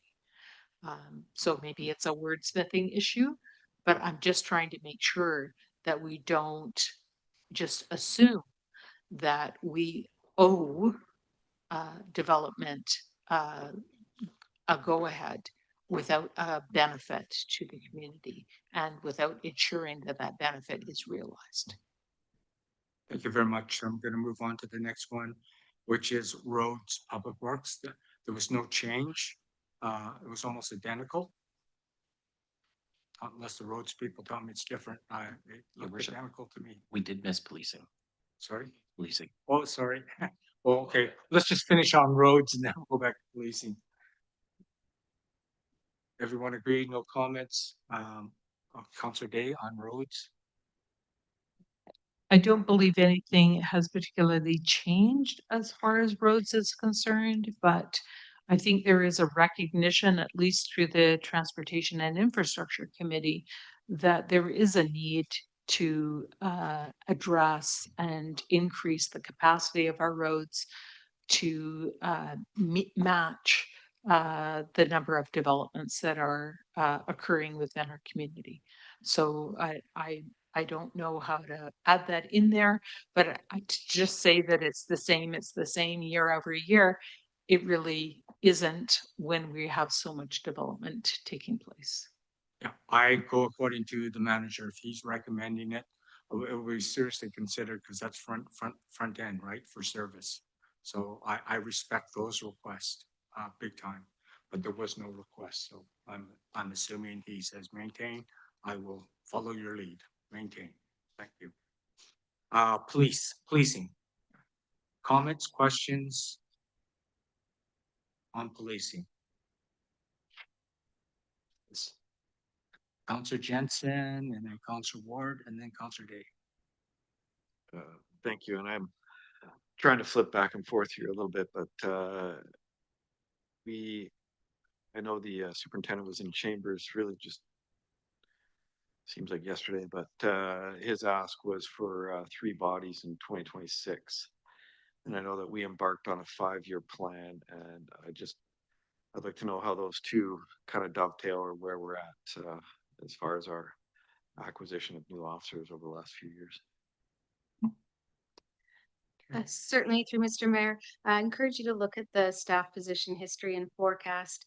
And so you'll see we have phased in this request over 2 years. That was discussed with the superintendent. The policing strength that is actualizing is less than 19. So we do believe even with, slightly less than half of the equivalent of an officer, that it is providing the ability to fill one officer position. And the superintendent mentioned he doesn't believe he could fill more than that inside of this calendar year. So we are quite confident that what has been proposed in this financial plan for 2026 will meet their needs. So we're still on track with our one officer a year over 5 years, when, as I recall, somewhere in there.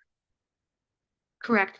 Last year's financial plan did not have one officer a year. It actually had no officers proposed for 2026, in part because we were not actualizing the full strength. This financial plan proposes that we meet that 3 additional officers by 2028, within 2 years.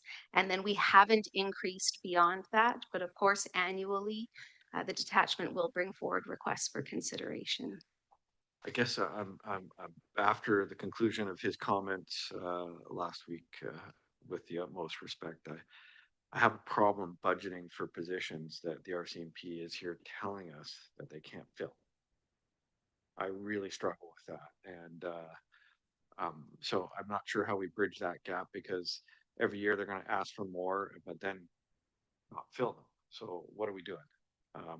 The RCMP is sure as heck is sending out a bill for those positions that we notionally want, and then they kindly write us a check back at the end of the year. But I mean, what a waste of time, quite frankly.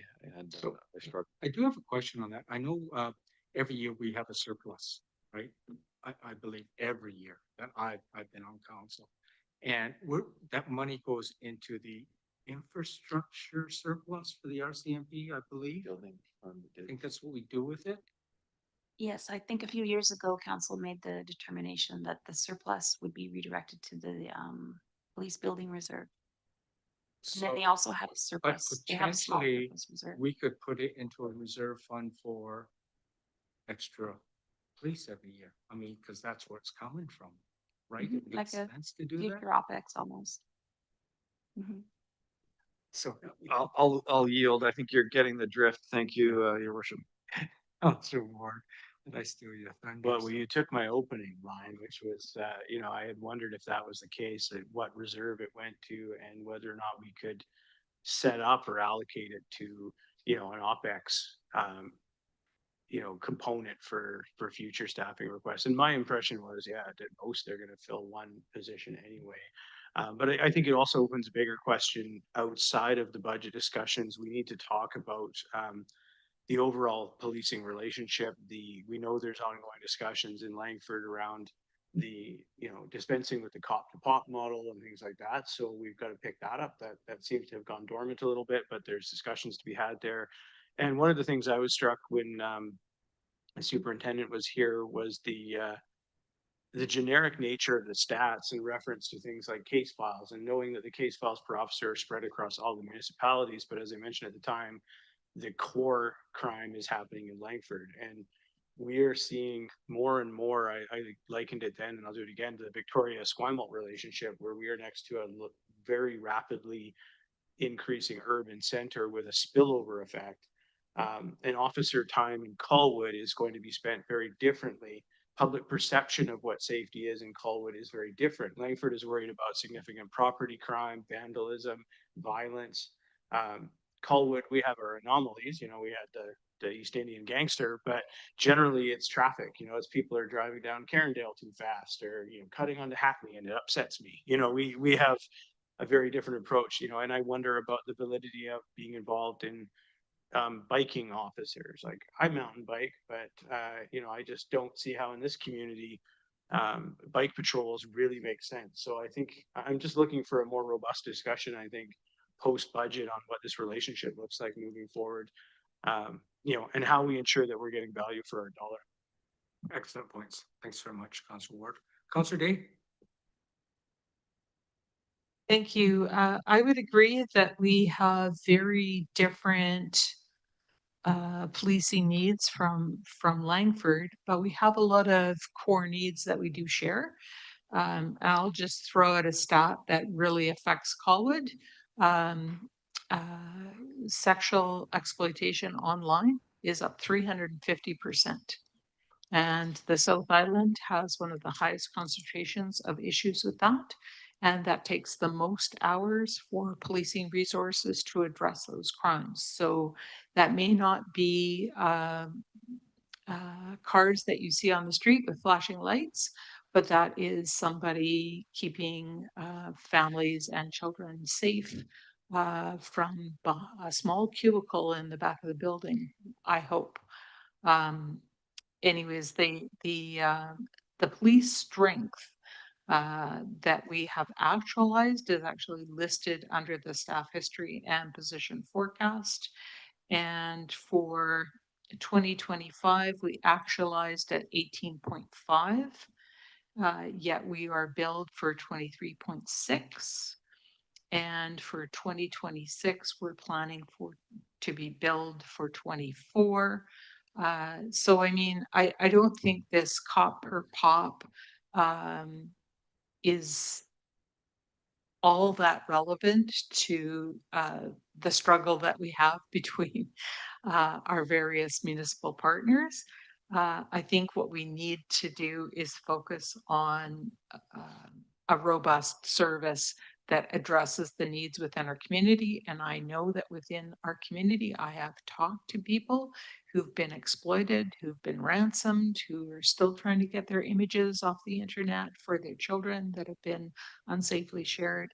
And every policing district is struggling with exactly that. So it's not always just the police doing the rounds in the neighborhood, making sure people get tickets. Thanks very much. I'm gonna move on to sewer utility. Again, that's another one that was no change. It was cut and paste. Any questions? Councilor Day. Thank you. For the sewer utility, I would like to know where we are at with some sort of reserve planning because the costs, once we reach our limit within the CRD, the penalties are 3 times the rate for sewage treatment. And people will start having a greater appreciation for their septic tanks when they start to realize what some of the costs are associated with joining the sewer.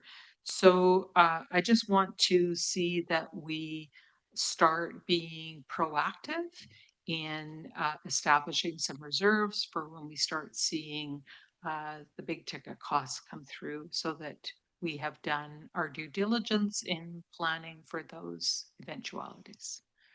Is that part of our infrastructure replacement program? The sewer utilities, like all those assets are all included in the CERT plan. It's just that we acknowledge we have a deficit. There is a gap already in that area, and the sewer transfers have been compromised in the last 2 years because we have not had enough money in the fund after paying for operating costs to make those transfers. So it is a definite need, and I did have a recommendation in the report that we would like to do a fulsome reserve of reserves this year and the strategies, and also looking at what those annual contributions are compared to the CERT plan and just see like what is council thinking of when we want to address those. Okay, thank you very much. Moving on. Oh, sorry, Councilor Grove. Thank you, Mayor. I just wonder if there's a spot in there to, speaking of septic, so there's a lot of aging systems in Colwood, and I'm thinking there's a lot of people who are going to be caught short or surprised by the systems and their cost for replacement and upgrade. Recently had a neighbor spend $38,000 and thought they had a system that would live forever.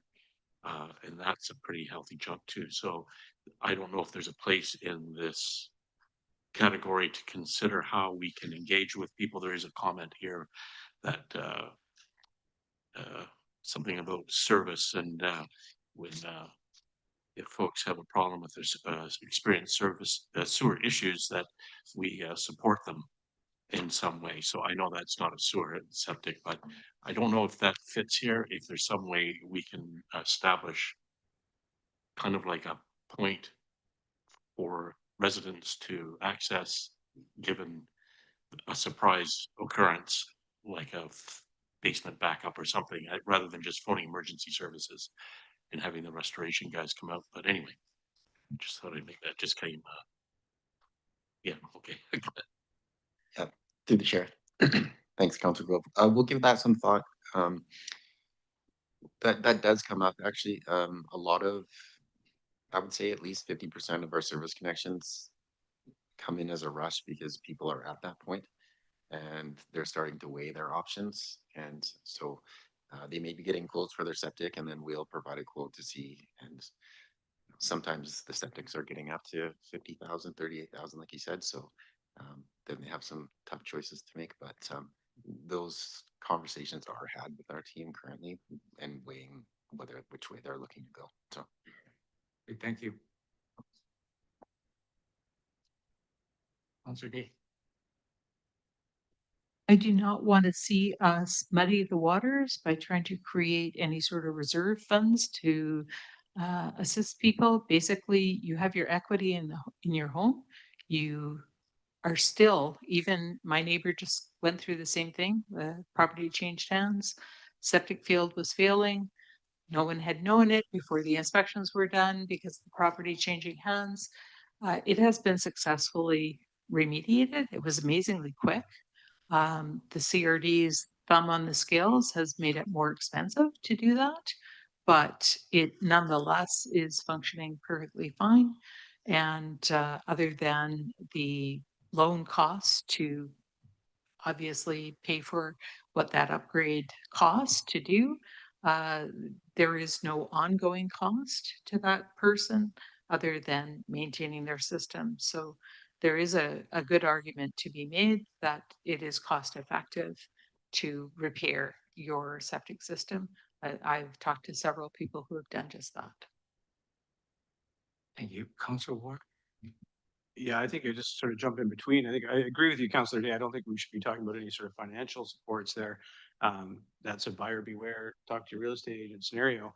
But I think if I'm not mistaken, what Councillor Grove is mentioning is more of a city proactive resource or information hub on the website, something like that, where, you know, we could shepherd people along to sewer connectivity, or, you know, provide a, you know, key contacts. And I think, really, correct me if I'm wrong, Councillor Grove, but I think it's more about just being there as a resource for people who find themselves in a position of going, oh, what do I do here? We do have information on our website. I mean, it's reasonable, but I think maybe there's an opportunity to, you know, Sandra put some polish on it a little bit, and we help people along in a way that, you know, doesn't involve major expenditure at all, but just, you know, that's what cities do. We provide support, right? Okay, I'm gonna move on to the last service profile, storm sewers. Comments, changes in expectations. Okay, Councillor Day. So I noted that in the reports, it shares that remediation of aging stormwater assets is being deferred. Yet last year we did CCTV, which identified significant deterioration within our systems. So we are starting from a position of putting off work that is needing to be done. And the stormwater master plan update is scheduled for 2026. So I find these all very concerning.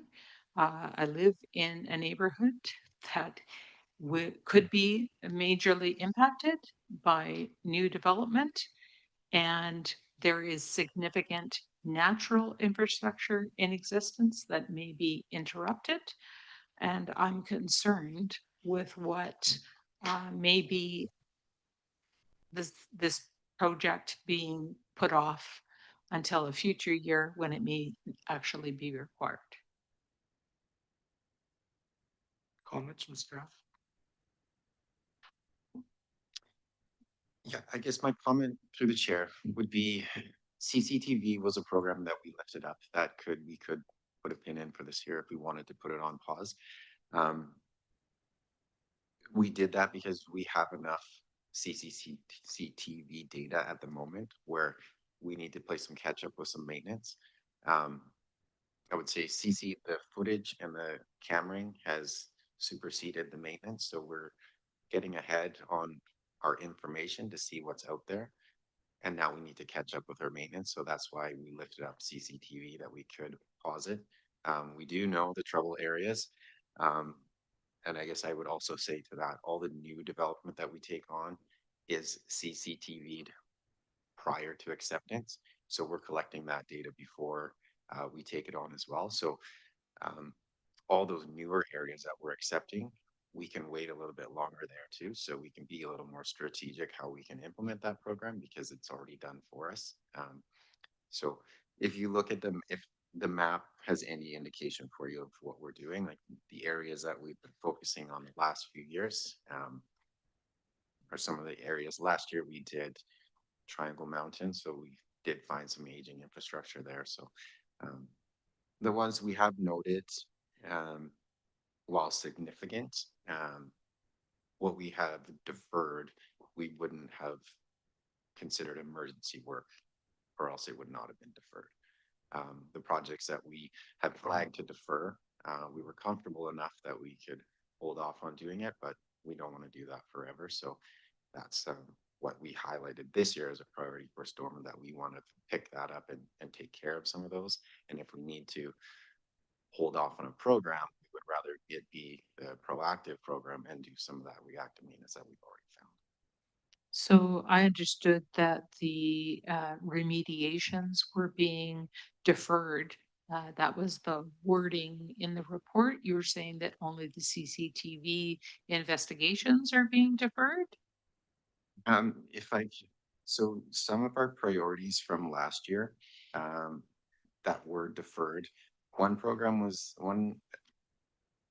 priority was deferred because there is some connectivity with the CRD infrastructure program on Fulton Road, where we will combine that work potentially, or the CRD might take that work on as part of their water main upgrades. So that was deferred.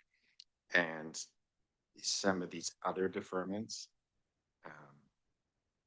tie into some of our priorities for this year.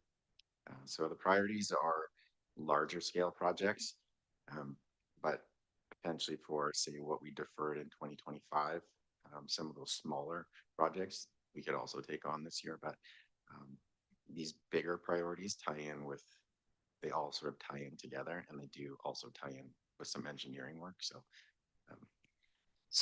when I looked at the budget for the draft actuals, were $60,000 under last year's budget amount.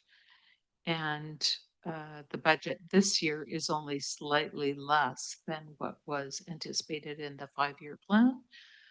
It's still $53,506 more than the 2025 budget was, or than their actual drafted amounts were. So there's been 20% reduction in culverts, a 30% reduction in the ponds, and it's a small thing. We're talking about savings of $6,000. So I'm just concerned because when I first ran for council, we had just had a failure of a storm system on Afriston Place by Cecil Blogg, and that had caused quite a concern in the community because it was underneath a carport actually that collapsed. So I'm just flagging for our consideration that as we're not keeping up with retaining our natural ecosystems and we're switching to these man-made systems, and I'm not sure if we're keeping up with them either. I guess I would just highlight, Councillor Day, that those were suggested decreases that we could make, trying to find some efficiencies. They were suggested. But we were lifting up when we were deferring some of those. Some of our sewer priority was also taking precedence, and so we had to weigh those options with we only have one dedicated full-time stormwater employee at this point. So sometimes we have to make those decisions on where we're going to spend that time. And what we have been finding in the last couple of years is where those shortfalls are coming is in stormwater. Thanks. Thank you very much.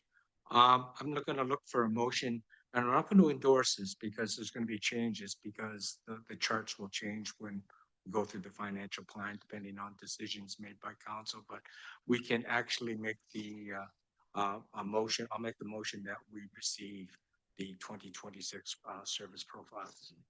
Second, thank you very much. Discussion? Oh, Sorry, there's just one thing I forgot to mention, and it was about the communications budget and just that Councillor Olson and myself made a motion about age-friendly communities, and I see a lot around youth, and I appreciate that, but we've forgotten about our seniors. And that, so I'm not sure where that's at, but just a Well, friendly we'll reminder. get around to that. Okay, thank you. Okay, thank you. And I'm gonna call the question. Anyone, all in favor, I should say? Opposed? Okay, because Councillor Day opposes receiving service profiles. I'm gonna take a 5-minute,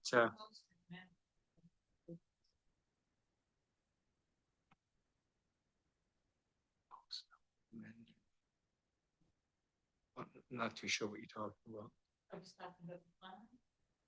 Yeah, we can incorporate that.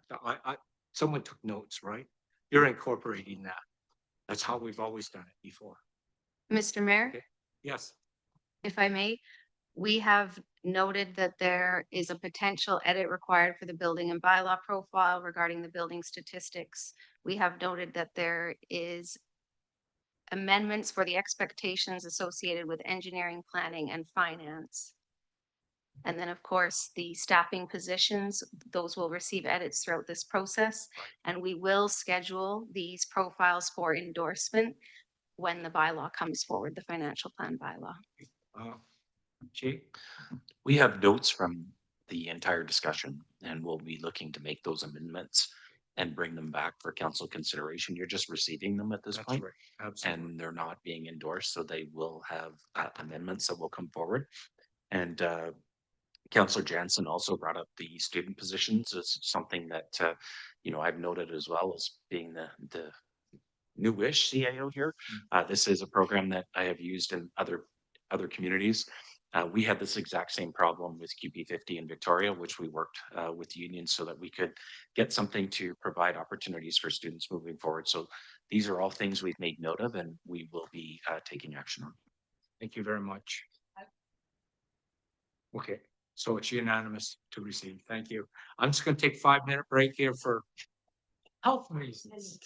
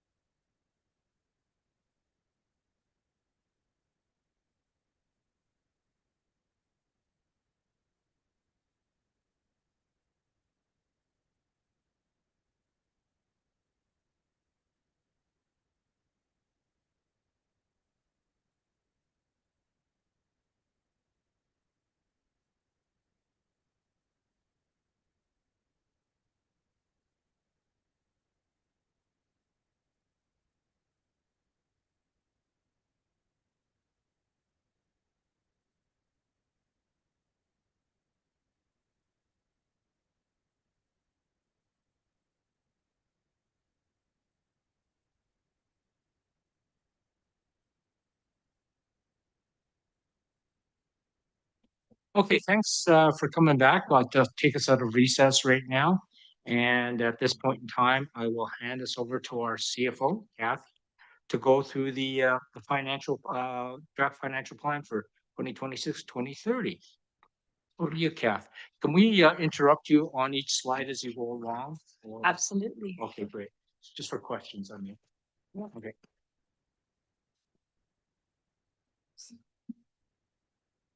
Okay, the first slide is easy. Any questions? Great sense of humor. Your second one's pretty easy too.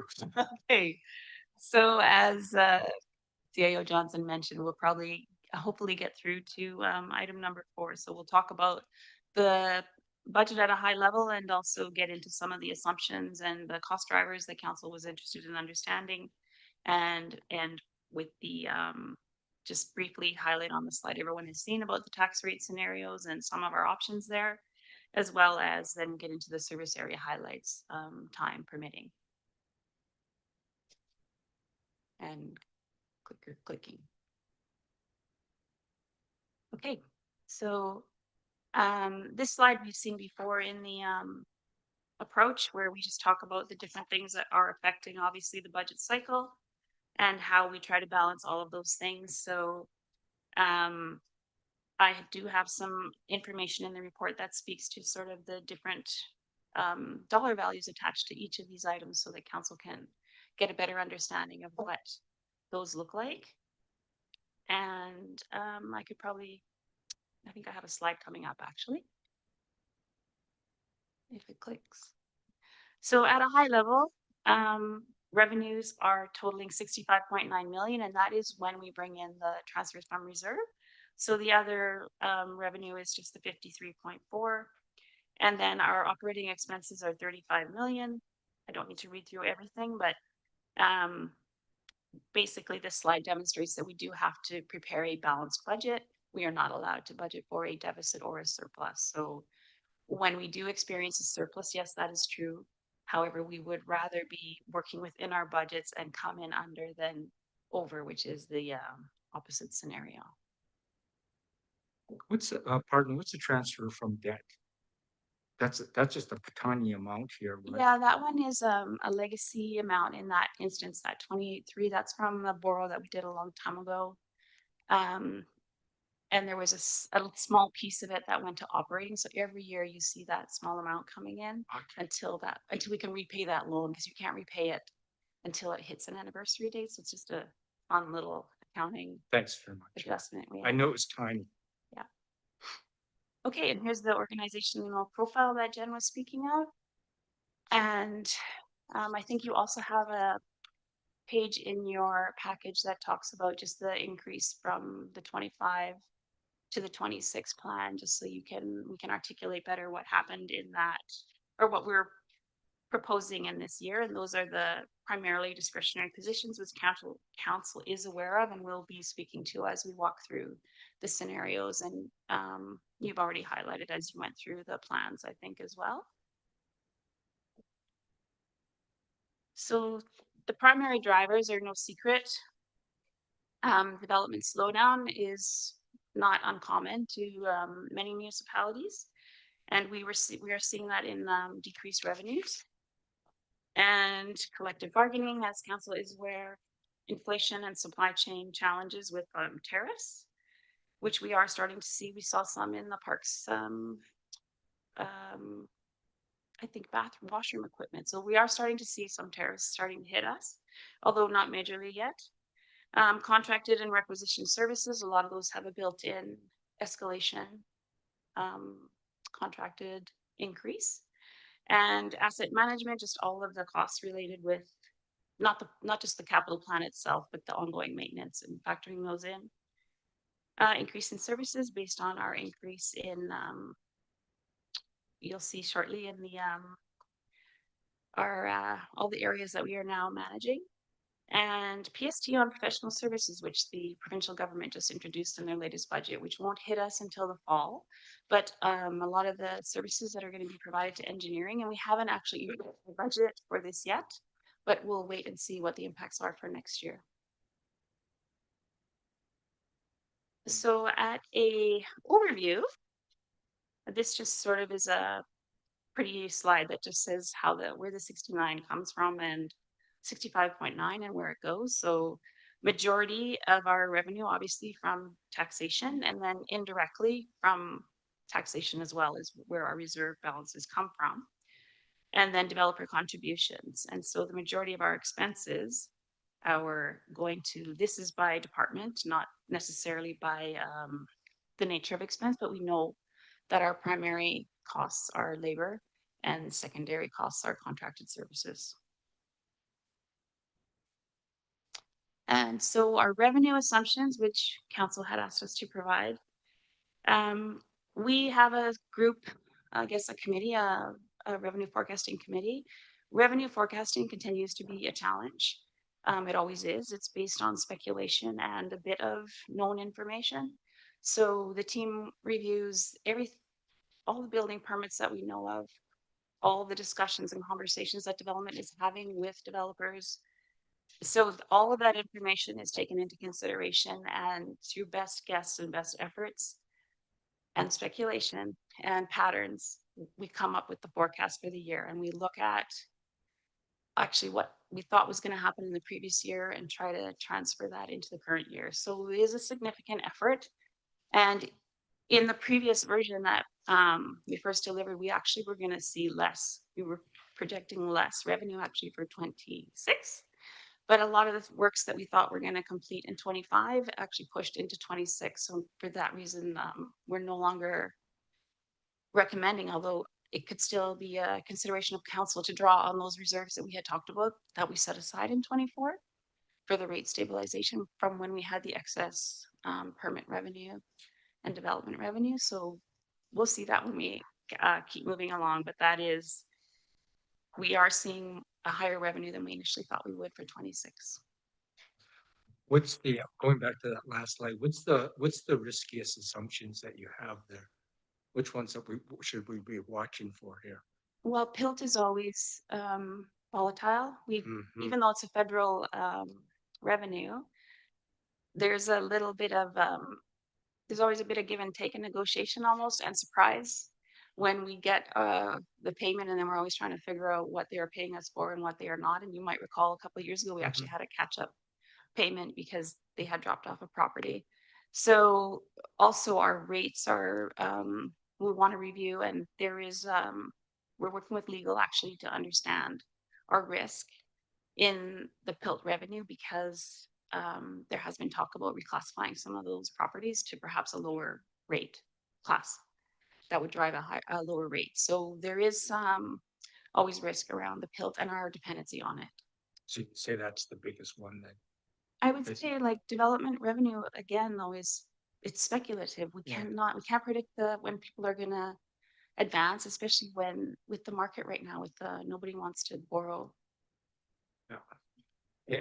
And so how conservative would you say you were in doing this when you made your assumptions? Would you say you were conservative, so you played it safe, or?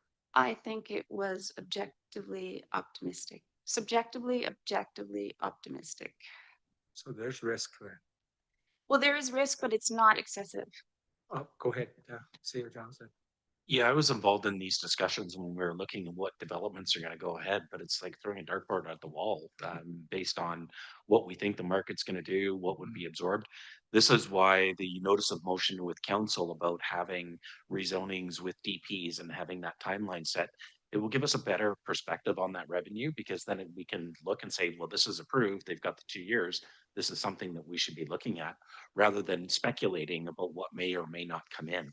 So that will provide a little bit more rigor for when we're doing this forecasting, which is really getting together with the team and saying, do we think this development's going to go ahead? Do we think this one is? You know, who have we heard from here?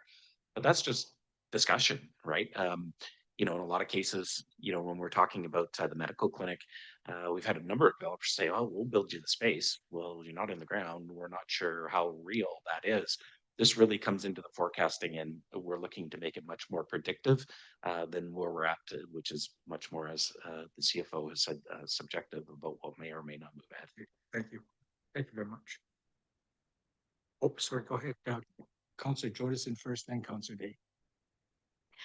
My question is, and forgive me if it's too early to ask this, but the budget shows roughly a $2.2 million in reoccurring revenue from new construction and payments in lieu of taxes. So I'm just wondering why these revenues aren't used or to offset the property tax increase for existing taxpayers.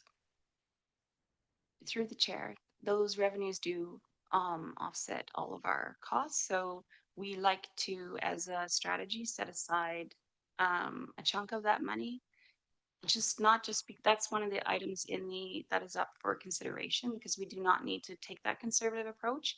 It's just that, as discussed, we are actively working with legal to understand our risk around the PILT revenues. So that is why that is on the table as a way we could reduce the tax rate by reducing that transfer to reserve as a precautionary measure. And we have been successful. The risk may be more prospective than current, but it is nonetheless real, and it could very well, they may act on a different strategy this year, and we won't know until we know. Counselor Day. Thank you. So in previous years, this subjective discussion has been bandied about quite a bit.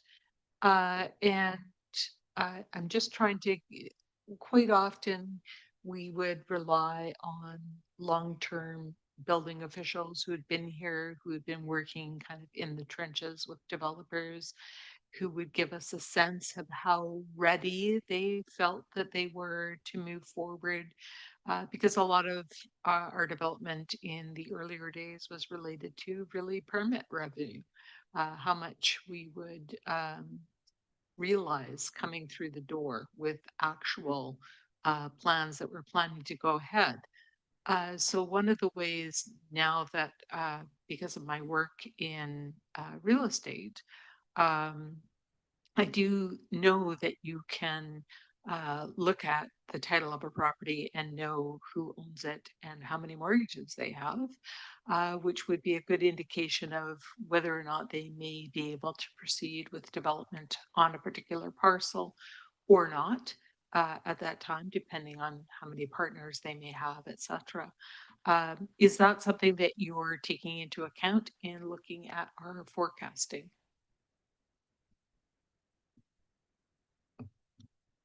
That's precisely the conversations we have as a team when we look at what's an approved development permit, how close are they to applying for a building permit.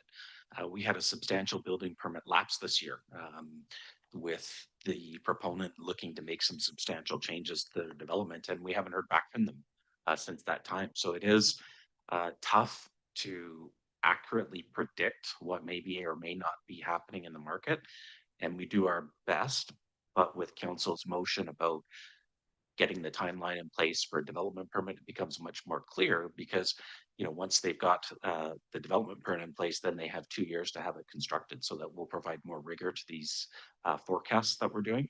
But it is all market related. We understand that there's been some sales in some of the master planned communities that may or may not move ahead. And that comes down to, how active they are with us, through the building team, through our planning team, through engineering.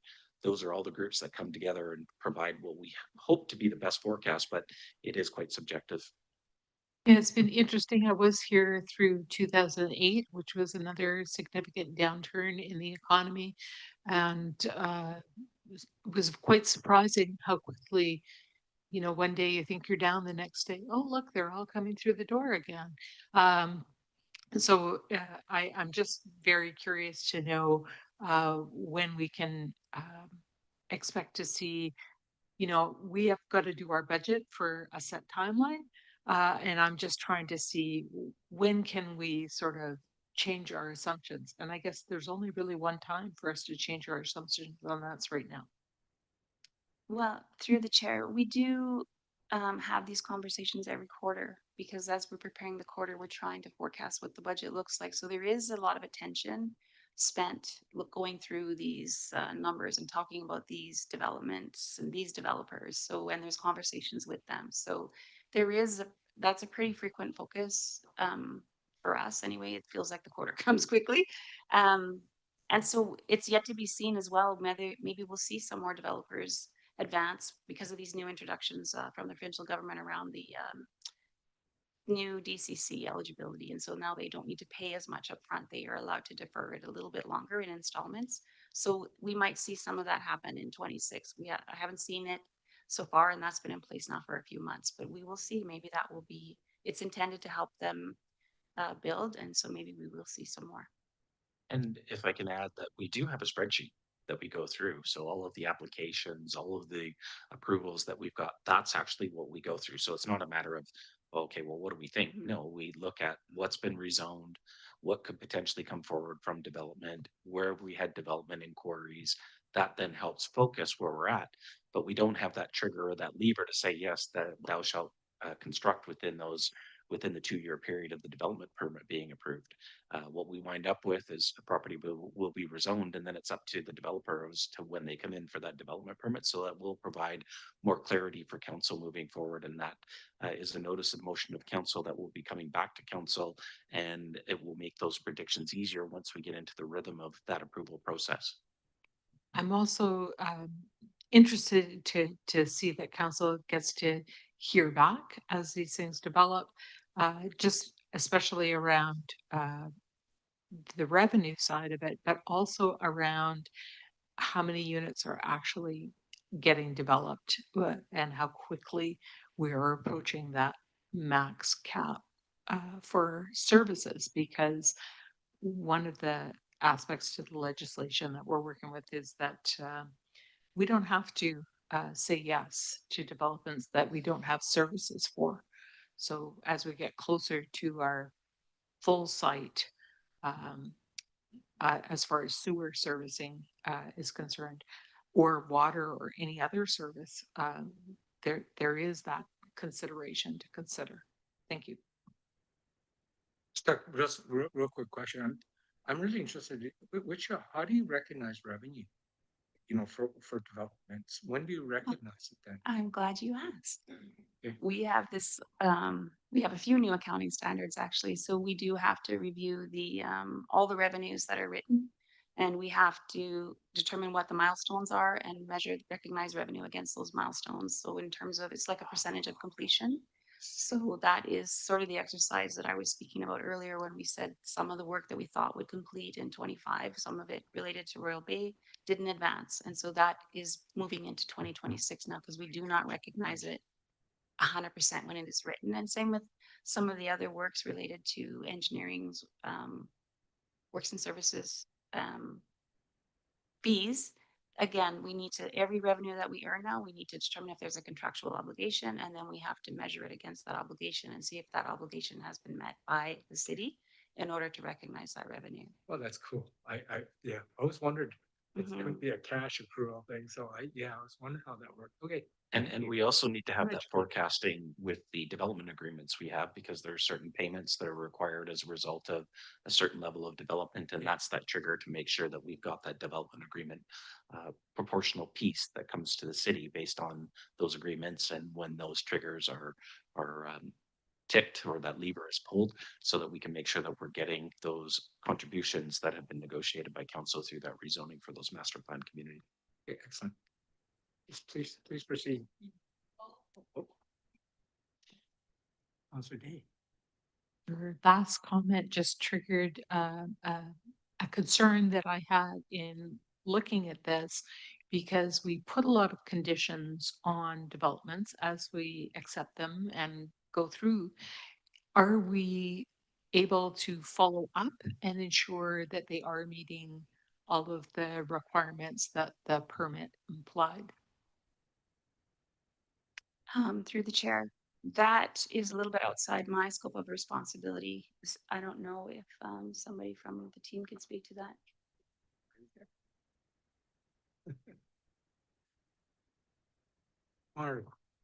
Yeah, thank you for the question. So the way that we have been formatting the development agreements, there's triggers at various application types. So we'll have requirements that are required prior to DP issuance. and then we'll have requirements prior to BP issuance. And so every time we review a development permit and a building permit, one of the steps that planning does is to review the development agreement and ensure that they meet those conditions. Okay, and what about boots on the ground? Do you actually go out and inspect? I guess that's the building department. So yeah, I can certainly speak to the inspections that the planning department would do, which is primarily related to landscaping. And further, any application that comes in, our staff actually go and walk the site. That has been a practice that we've implemented in the last year. So planning will go and look at that. Boots on the ground from inspection purposes to final inspection, that's all dealt with through the building department. But this team all comes together with finance, engineering, planning, building inspection to put our best prediction possible with the information that we know. And as I mentioned earlier, that will become more robust should council decide to change the planning processes. Awesome, thank you. Please proceed, Kath. Okay, this slide is just intended for information and also so that council can appreciate the change in our assessment growth this year over last. And we've chosen to surface the residential class, which is the bulk, of course, of our tax base, and the business class here. And so you can see that together we have grown by about 340 million in assessment growth. How many more folios did we have then? What was the increase in the folios? Oh, I can get that. okay, thank you. This slide tells us the composition of the assessment growth. So it's measuring the amount of non-market change versus market growth.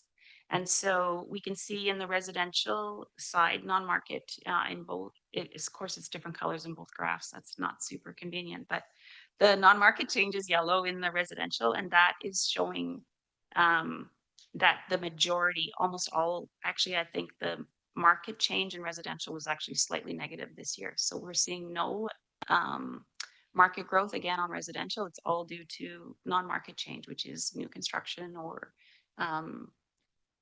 different improvements to buildings. And then on the business side, there is market growth and non-market change here as well. So a little bit more market value for sure then, and the non-market change is still greater, but I should have made them the same color. That's an improvement for next time. Sorry about that. I didn't notice till just now. Understand it. And then this slide is just to remind us a little bit about growth. And so the city does not generate higher tax revenue when property values rise. So that's a common misconception. I know council knows this, but we like to surface it for public again that might be watching. The tax levy is determined by this budget process, and then we then through the tax rate setting process is how we will determine the rate, not through this budgeting process. So the growth does not drive that. The next slide is just another slide on new construction taxation. This one is just for interest, I think, just to see where the bulk of those dollars are coming from, which is not surprising, I imagine, because our residential base is so much broader. But we do see the commercial taxable assessment going up this year. The hotel exemption has expired. We had a major land swap this year, so there are properties moving into our commercial tax base. And again, this is just a view that I hope looks better from your perspective, just showing some of the growth that we have seen this year. And so we have 6,900 new square meters of new boulevards and 101,500 of new land and parks. And that is since 2023. I don't have the year over here, but just in terms of that growth that we have seen, and it's very tiny, but there's some colors on that map for you to enjoy. Sure. You mentioned the hotel revenue coming on board finally. That seems like a very long time ago that we did that. And I'm just wondering if it's anticipated that we would be doing the same with any new hotels coming on board? I think we would make that recommendation at the time when it comes up, if that is something that is of consideration, but that would be for council to determine. I guess we will consider, their revenue situation and the economic value to the city before bringing that forward, but certainly that is something that we might see, especially with the new zoning. It was just something that occurred to me as I was thinking about how long ago that other hotel went in, that, it must be difficult for them also, being that having 10-year tax forgiveness, everything's probably just about at that life cycle that it's needing to be renewed right when they're in a different financial position. So it might be worth considering that number should maybe not be quite so long in future. Thanks. Thank you. Through the chair, 10 years is the legislated limit on those revitalization exemptions, and that is what we granted to the hotel in this instance. So we would bring that forward if we do entertain this again for another. Councillor Wilson. Just a quick comment for Councillor Day. The hotel working group will be meeting again on April 8th. So we may see some new recommendations coming forward for potential hotel development.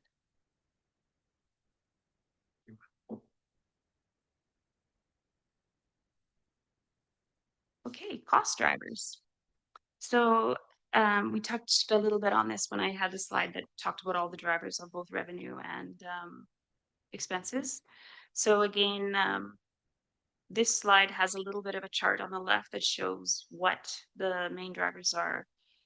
Labor, again, as no surprise, the contracted services is next, and fee-for-service agreements follow. And that's the dollar values are shown because we don't have a ton of categories as a municipality. Our primary cost driver is the labor, of course. So the little piggy bank here is meant to indicate that we did, after the first meeting, we did departments, we went scrutinized budgets, and we did find a lot of we right-sized a lot of budgets where we could. We zero-based where we could, where it made sense. And there are still some budgets that have a CPI factor where we are dependent on that kind of supply. So there were significant efforts made in that area, and there were ideas floated around, like Tanner had mentioned earlier as well, where we know there are things we could put off for a year, but it introduces more risk in the following year. And we will talk about those when we start talking about options. Yeah. So this slide is just a different representation of those cost drivers and the dollar values associated. So I could have put it on the first slide, but now you get to see it in a different graph. This is the consulting services, which is the next biggest driver. And this graph shows the RCMP, which is the blue portion, which is the largest increase and largest contracted service that we fund. And then secondly, the second bubble is spread across 17 services. So I didn't think it was meaningful to show those. It's built around a ton of different budgets. The 18.6 is savings, actually. So through that scrutiny that teams did, we actually came in $18,600 under on contracted services budgets of, I think, 1.7 million. So that was, I just wanted council to know that there was effort made in those areas where we could. And this slide is on the fee for service cost sharing arrangements, which is the next largest driver. And we know that council has already seen a lot of these increases that are not insignificant. And I believe in the profiles, they are highlighted as well for council to consider. I think we do have a recommendation to approve the WSPR increase, as well as GPPL will be presenting, I think, at the next meeting. And so this just shows a nice pie where that spread goes. I just have a quick question. PCFSA, have they come to us and presented that to us? I don't know. Marcy reached out. I think they were unable. Are they coming later? I'm not sure. I think they weren't able to. The reason their increase is so high, though, in their defense, is that last year they missed us because we budgeted so early, not or so early, earlier than usual. So this year is almost like a 2-year ask, to be fair. So that's not for a new service. Yep. Really? It's a bit frustrating, like all these, the ones that we don't control, right? Because we don't, here we are cutting budgets, swearing at each other, getting mad at each other. And then we get these things like 10.2% from GDPL. It's frustrating because we don't have a say in it, right? Per se. It's just crazy. Okay. This graph is just showing the operating roll up by department. So most departments, the increase is meaningful. Some are based on the increase in contracted services, and some are based on changing plans, like in health administration, and some are based on the reorg, actually. So you'll see that there's a decline in planning, but overall, it is representative of how the service areas are representing when we look at where the budget distribution is on the cost side. Planning looks like heroes. Okay. And so then we just wanted to go through the service requisitions. Sorry, Councilor Gahan. Sorry. Just on your previous slide, I found it hard to imagine that policing and fire services are not outstripping our health administration budget here. How could our health is that? It's just the increase in the costs. And so because we are expecting to onboard more doctors this year, that's just based on the new plan. So it's comparing, right? Oh, it's just a comparing budget change, not overall budget. Okay, I got it. Sorry. No worries. And then these were just the service requisitions that we have received in a slide format. So the West Shore Parks and Rec ask this budget they did present to council, so council will remember, and there is a recommended motion. I think we're going to review those at the end of the night, or maybe even the next meeting, because there's a kind of a group of them. But this one is just showing they did have a 5.56% increase, and they had the youth portion on there.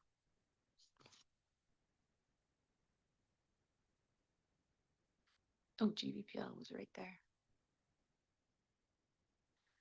So as you just mentioned, Mr. Mayor, this as well, there was a increase, and some of these increases look a little bit different in the budget because we do project that there is going to be an increase. So when we look at the change in budget, it is less than the increase that they are asking for, because we anticipate there will be some form of increase as we do the 5-year plan.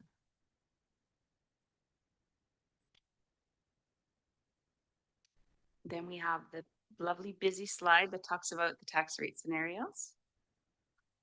So this has changed slightly from when we first surfaced it, for the reasons I mentioned about we're no longer looking at drawing revenue necessarily. That's still a strategy that council can use to mitigate tax this year in terms of a rate stabilization reserve. The monies that we set aside for the excess permit revenue from building and development are still there for rate stabilization purposes. These charts show not, it's highlighted in yellow, not because that is our plan, just to show that is the level of service requirement without any interference of any kind. So it's then the options, the other options really were just things that we thought council might entertain. It's not necessarily that they have to be grouped in those groupings, and we're happy to come back with any grouping or strategy that council would like us to mix and match or alter. So one of the things also not is shown in here, but I just mentioned a few minutes ago, is the transfer to the RCMP reserve, the building reserve. So a few years ago, that was decided that we would transfer $260,000 a year into that fund in anticipation of the RCMP borrow. Now we've learned in the last year that that borrow is going to be initiated by the CRD. So we will not be required to fund that debt servicing our taxpayers. So they'll be requisitioned for that cost. So that is a amount that staff would normally suggest because it is already sustainable that we move that into a sustainable reserve. But council has the discretion to think on that, and I can bring more information next meeting or for you just to deliberate over in terms of how you might collectively think about how to repurpose that. Or maybe you want to keep it going to the RCMP building, but it's just something that is for you to consider. How much is it total again? Is it? If the that's total? in, well, we wouldn't be touching like what's in the reserve. You could if we want to change Yeah. the purpose of that reserve, but the change was, let me bring that back to the next meeting in terms, I can look up the balance quickly, but Yeah. I don't know it off the top of my head. Yeah, I'm just interested.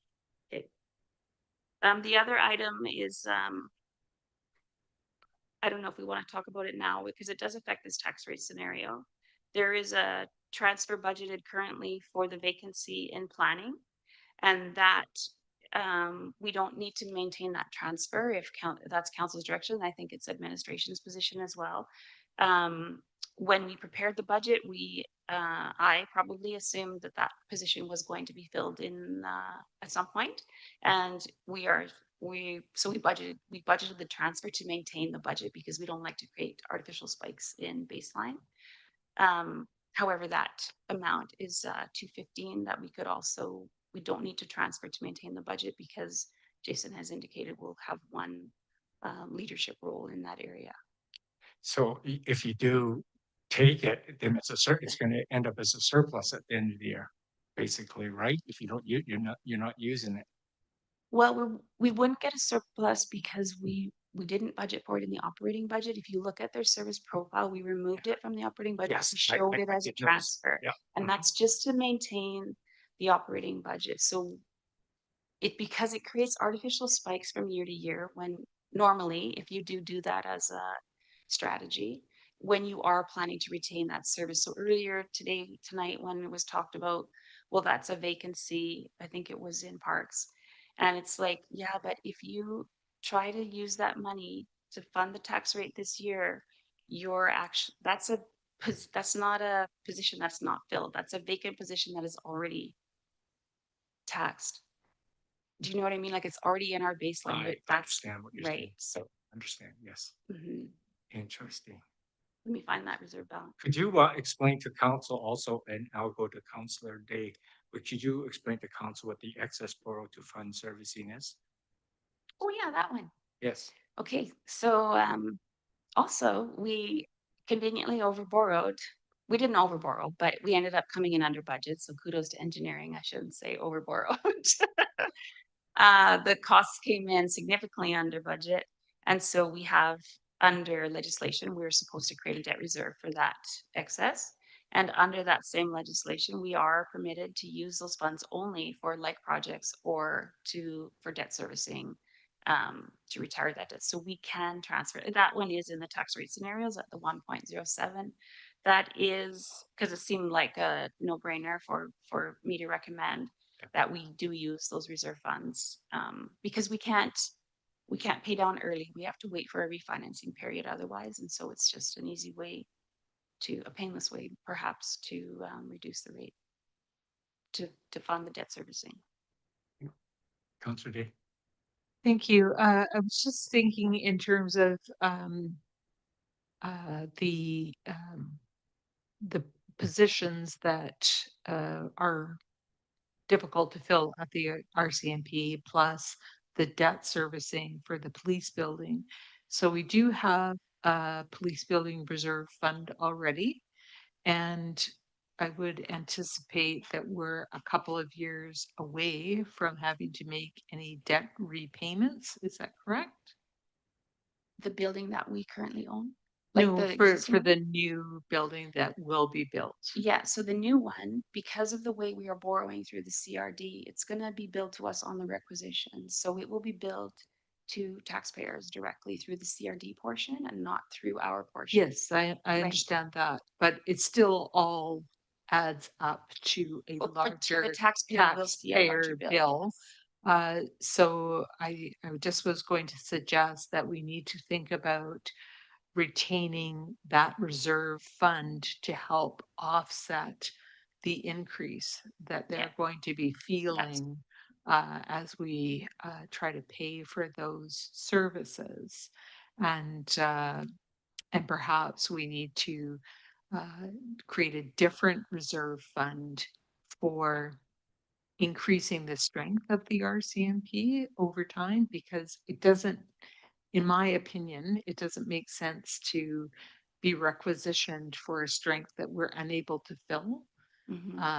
So to more gradually increase our strength as for police resources in a way that smooths that bump for the taxpayer. Yes, thank you. Through the chair, we have achieved that somewhat through the use of the new construction taxation. We typically apply that to the police strength annually. And so in that sense, it provides a little bit of stability, but it's all the eggs are in one basket. And so that is a decent strategy that we could consider when we talk about how to best repurpose, or not to repurpose at all, this transfer. I just raise it as an item that has a different meaning than it did when it was first created or secondly created. Just to add, we are requisitioned based on the strength that is actualized, not based on what is authorized. In addition, our budget practice, because we don't actualize the strength that is authorized, our budget practice is that we don't budget what we are completely responsible for. So we're responsible for 90%. I would suggest we budget closer to 80% of that amount. And as has been mentioned earlier, we're still generating an operating surplus in this area, but we do take a budget approach to minimize what would otherwise be a much larger surplus for policing. But we're requisitioned based on the actual strength. Great. So there are other services in the city that have greater demands on them, probably parks, for example, because of new taxation, new residents, more wear and tear, more need for things at Wishaw Parks and Rec even. So I'm just looking to find ways to smooth out those big increase years, like when we get the CRD requisition. It's going to be a little bit scary, I would say, because we have 3 new services as well as this police building that's going to be on our tab. Mr. Mayor, you were looking for that reserve balance? Yes. Did you find it before me, Jason? Oh, okay. It is 1.6 million at the end of 25 was the budget. That's before we're really close to having 25 year end done, but it's not complete. However, it won't be less than that. So right now, 1.6 was the budget. Wow. Wow. So I want to confirm something in my own head. I want to absolutely understand this. If you look at scenario 1, 4.72. So I want to clearly understand what positions have been cut to make that 4.72%. That wasn't really clear to me. You know, I'm talking these new positions that we have. Sorry, let me pull up the slide.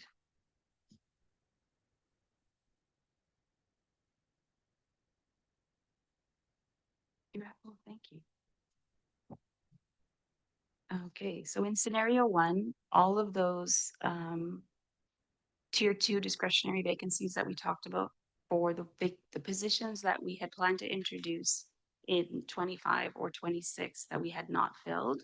So the economic development coordinator, the HR assistant, the operations analyst in finance, the transportation engineer in engineering, and the expanded facilities worker in public works. Okay, that's what I thought. I wanted to hear it from you. Okay, perfect. Yeah, so there's a good lesson learned here for me. You know, when this got out to the public, everybody was looking at your yellow highlighted box. Oh, yes. And they all started swearing at me, so Sorry about that. I was just meant to show like, this is if we, it's just so that people could understand this is the true value of services this year. Yeah. Thank you. Okay. Any questions, council, on that chart? Moving on to service area highlights.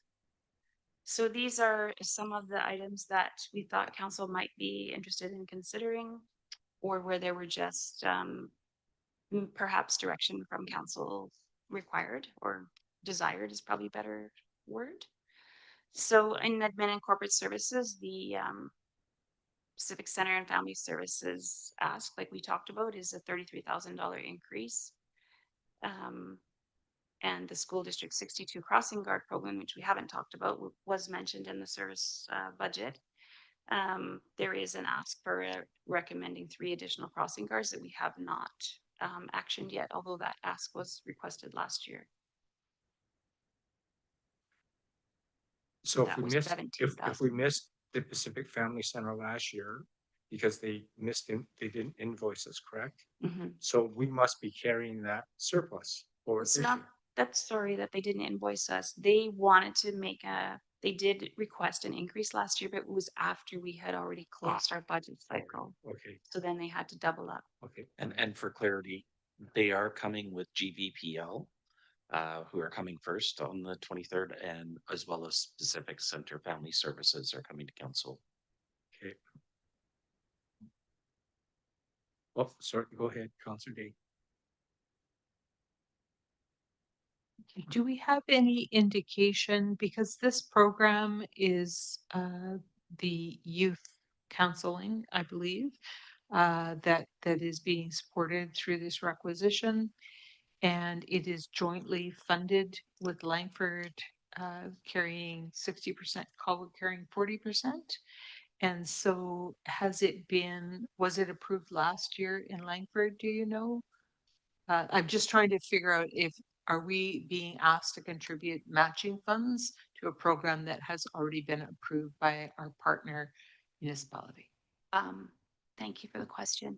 I don't know. I assume I should check, but I know that their 2026 increase was on the slate for Langford this year to consider whether they were going to approve it or not as one of their items. I infer from that last year was approved, but I can't speak to that with confidence. I would have to get back to you to confirm that.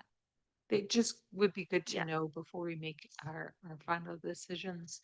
And it's a really important program. It's one that is addressing a lot of suicidal ideation that's going around with our youth. It's a very big statistic. And most other programs have about a 1-year wait time. That's a good point you brought up, actually, Councilor Day, because if Langford doesn't approve it, we're not gonna approve it. Right? It makes sense. Is this? Okay, Councilor Jordison, please. Thank you, Mayor. I just have a question, like, what seems to be the issue? Is there communication gap? Like, it's a yearly ask. What is the situation then not getting the request in on time? Excuse me, through the chair. I think it's just that we did our budget cycle early last year. It was off cycle for us. It was an earlier process, and I can't speak to their administration if they were delayed or not.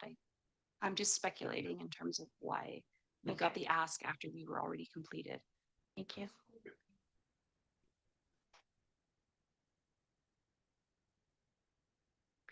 I think maybe we need to specify like when these requests need to be in by each year, specific communication, so that we're not forced with having to fund previous years. Yeah, thanks. Great point. Thank you. Okay.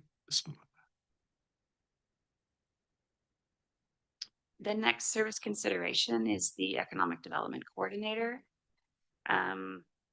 As everyone has conveyed and is aware, we are not solid on direction, I guess, on economic development. And I think council was planning to have a workshop or some other kind of strategy around that.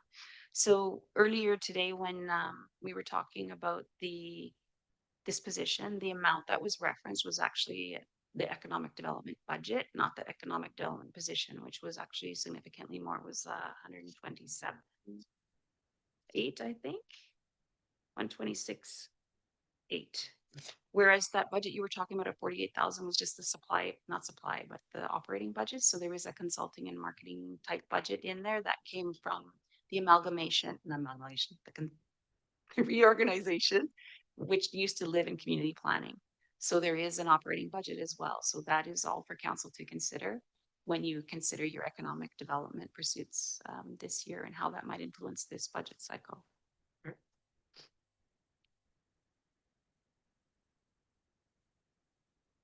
The next item is the events budget, of course. So there is a growing, what I hear, and Sandra might want to speak to this more eloquently than me, is just the Eats and Beats event is growing, which is a good thing, but it's growing in costs as well. And so I don't know, Sandra, if maybe you want to speak to that at all, or do you want to an elaboration? Sure. So Eats and Beats relies on a lot of contracts for sound systems, for electrical, for stages, for bands. All those costs are increasing. And the more attendees we have, the more transportation challenges we have, the more equipment needs we have. And so our labor costs increase significantly. And so that's, I think, where we're seeing the increase here is that we added a labor position into the actual budget so that we're more accurately reflecting the costs, the real costs. So questions are welcome. Thank you. And then also really we're just highlighting all events. So because it is discretionary.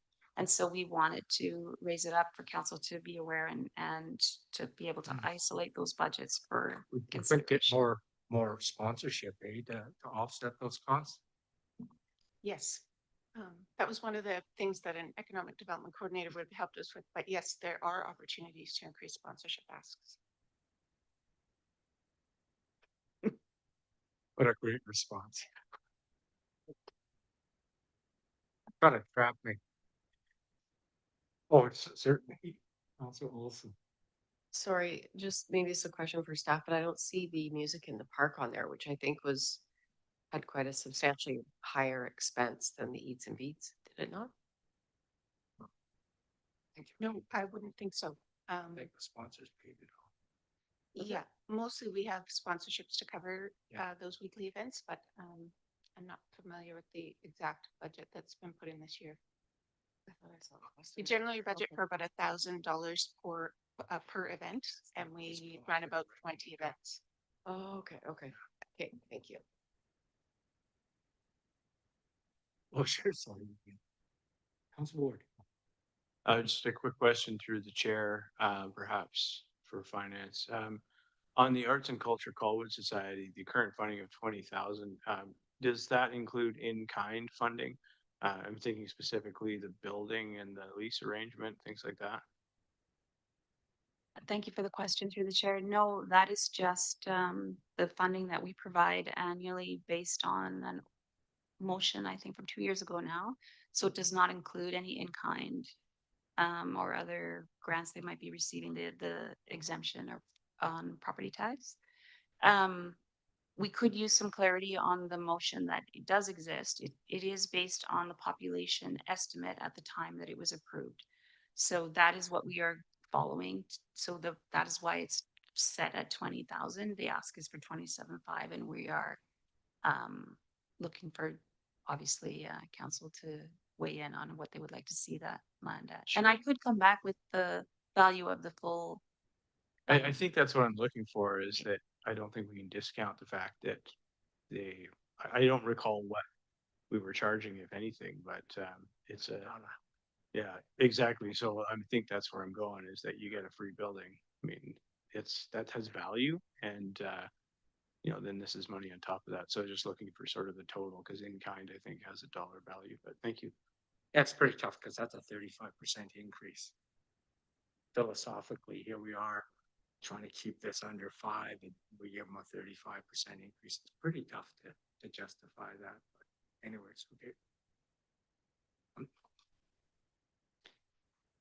This consideration is the human resource assistant that we have already talked about.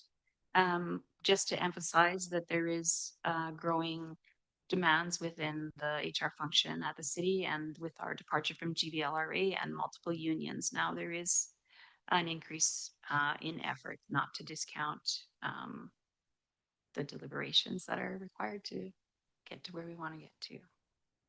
Similarly, the financial operations analyst, which we are eager to obviously onboard. However, we will defer to council's interpretation of how to best achieve our objectives. And here we can put Brian back on the hot seat, I guess, because now we are at the fire rescue 24-hour response transition. Did he have to go? There he is. So this is additional 6 over the period till 2028. And some of this is driven by the collective bargaining agreement and our commitment to moving to this four, how do they refer to it? The 4 nights on, 4 nights off. This staffing pattern, I suppose, is what it is. So I have a question. I mean, I certainly support the fire rescue, as you know. Is there a way that we can do this more incrementally, like, one, sort of build it up that way instead of the way we're doing it now? Because, and the only reason I'm asking is because we know with your paid on call right now, it works, but the more full-time firefighters we get, the better, right? We're just going to be that much better. So it's not like it's falling down around us. So that's just my question. You can just tell me, Mary, you're crazy, it won't work, whatever. But I'm just asking a question. What's the flexibility in this right now? We support it, but it's how we get there, I guess. The flexibility, I would say, is minimal. At this point, we are at an operational capacity that is maxed out for our staffing model. Okay. We are heavily relying on career overtime, chief officer backfill, and then POC backfills as well. Just to give you a bit of numbers, pulled some numbers from 2025. Out of the little over 2,900 shifts that are required in a year, we had 535 that required backfilling. So little under 20% of our shifts required some kind of backfill last year alone. And that trend is continuing this year already. Is it getting worse? Yeah. So what we're seeing now, it's not going to ease off. This staffing plan that's been put forward is a baseline to preserve our existing model. And it's one that will not necessarily resolve anything quickly as far as some of the challenges that we're currently experiencing. And what's your plan then? If this was approved, you get 2, so you're gonna space them out and how you bring them in, or like, are you trying to get 2 right away, start same day sort of thing? Yes, the plan would be to bring those 2 in, put them into a part of the rotation, and that would alleviate some of the challenges that we're experiencing during the days. And then as we move forward throughout the years coming in, those 2, they would slowly build up. So the challenge with running a 24-hour model is that we have 2 operational periods in that 24 hours, a day and a night. Our firefighters are split across 4 platoons. Those 4 platoons allow us to, will work an 8-day cycle, and that allows us the 24-hour coverage. Within that 24-hour coverage, on any given day, a platoon will work day shift, 1 platoon will work a night shift, and 2 platoons are on days of rest. And unfortunately, it is I'll say it's a financial impact, and I recognize that, but it is one that we need to take in order to maintain service delivery. Okay. Great. Your worship, If I could also add, what we're seeing in the beginning part of 2026 is our overtime is way up compared to where it was. If we have a firefighter that's injured on the job, and that happens, the backfilling and what has to happen, we've got a deputy chief driving a truck, right? Not being able to do the administration task to be able to keep trucks going out the door. And, you know, from our perspective, there were a couple of times we were worried last year that we weren't going to have a full shift available. And this provides a little bit more redundancy into the service so that we can action it properly and properly look at overtime and have the redundancy on the team so that, you know, those shift vacancies that the fire chief has talked about, the, you know, 2,900 hours and the 535 that I'm came cool. off. I'm cool with this. So the last question I have right now is, are you still seeing a lot of your time being used to augment the ambulance service? You know, I have a bee in my bonnet about this. As far as the medical services go, we know that there's a challenge in delays with BC ambulance. We do consider, I would say our call volume has increased slowly. We are roughly around the 50 percentile of our call volume. Now. Yeah.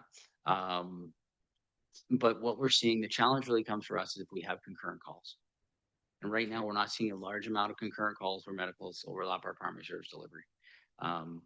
When that happens, that's one thing that we will be having to address to see where it is. And as I stated last time when I spoke with you, was that's something that we can review and bring back to council to make further decisions on. Yes, please. Okay, sorry, Councillor Jensen and Councillor Jordison. Thank you. There's a lot there, Chief. And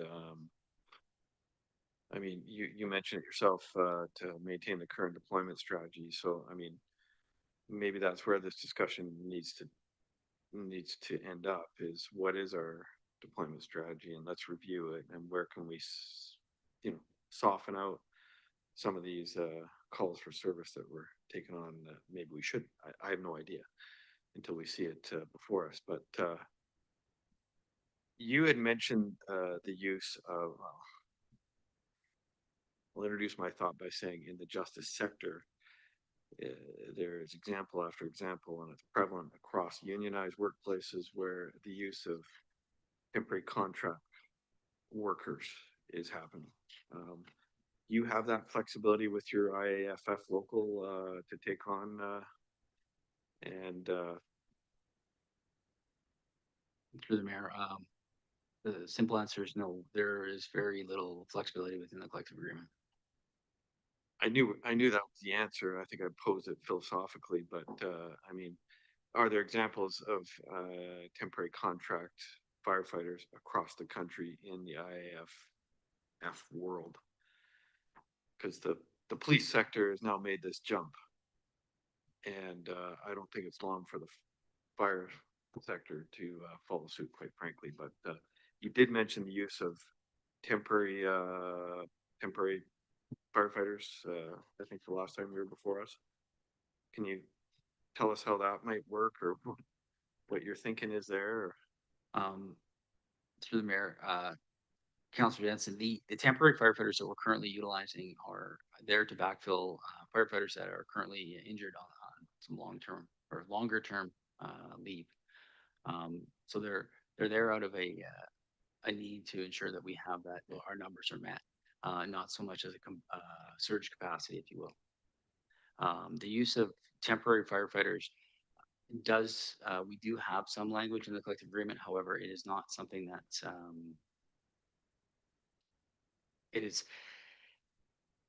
it will be challenging. So it was challenging in the police sector too, but the straw that broke the camel's back is, do we want help for the shifts on duty so that our guys that are working night shifts can actually book a day off somewhere down the road? And so the unions had a come to Jesus moment and realize we need to service the members that are actually out there crushing the night shifts. And so it's yes, bring on the temporary workers. Let's get through. Let's do some recruiting and what have you. Sign a couple-year contract and away we go. That's right across this province, and we were the last in the country. I digress a little bit, but I guess the point is here we're trying to find some creative solutions because it is a large ask, and it's right behind the chief superintendent asking for 3 more officers as well, which he can't fill. So I will leave you with that thought. I'm sure there's a lot to discuss there, but I would suggest that we need to have a fulsome discussion about your deployment strategy, what that looks like, help educate us and see what we can do. Thank you. Thanks. Councillor Jordison.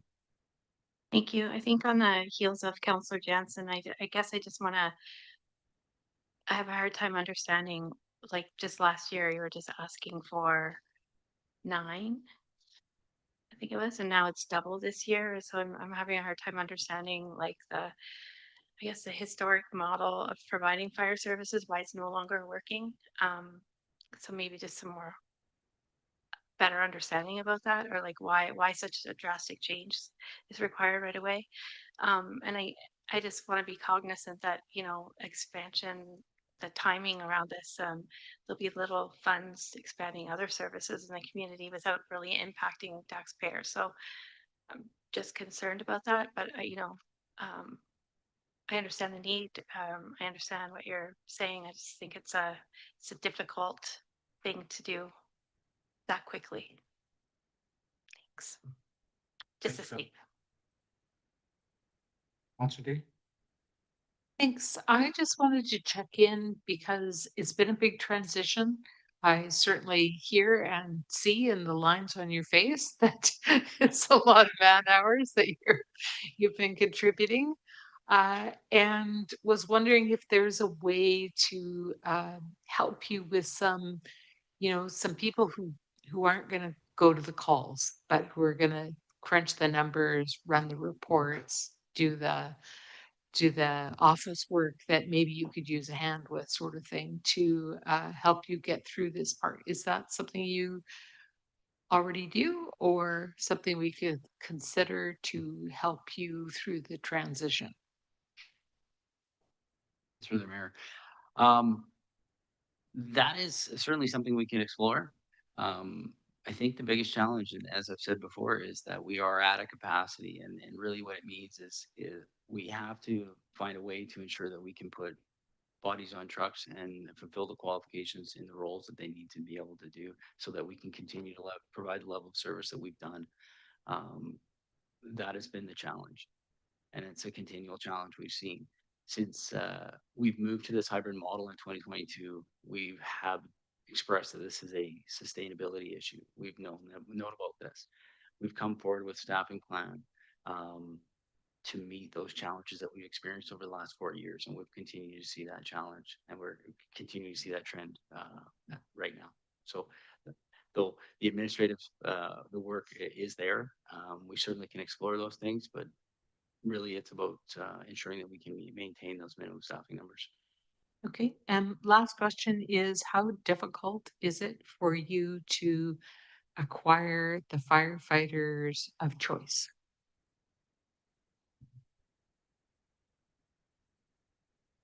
Again, through the mayor,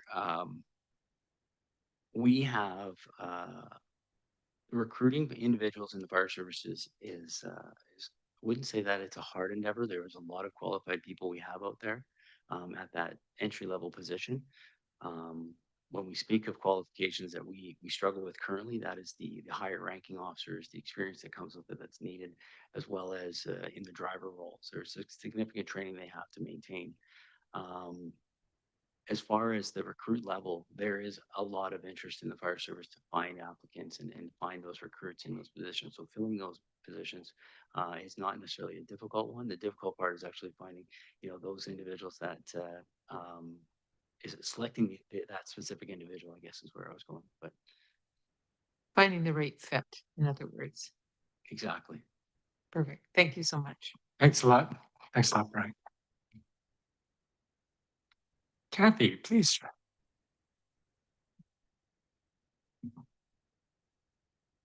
Sorry, thank you. Next is engineering, and the engineering transportation engineer that John spoke about earlier. This is again a vacancy that is included in the one of the strategies in scenario 1. Question.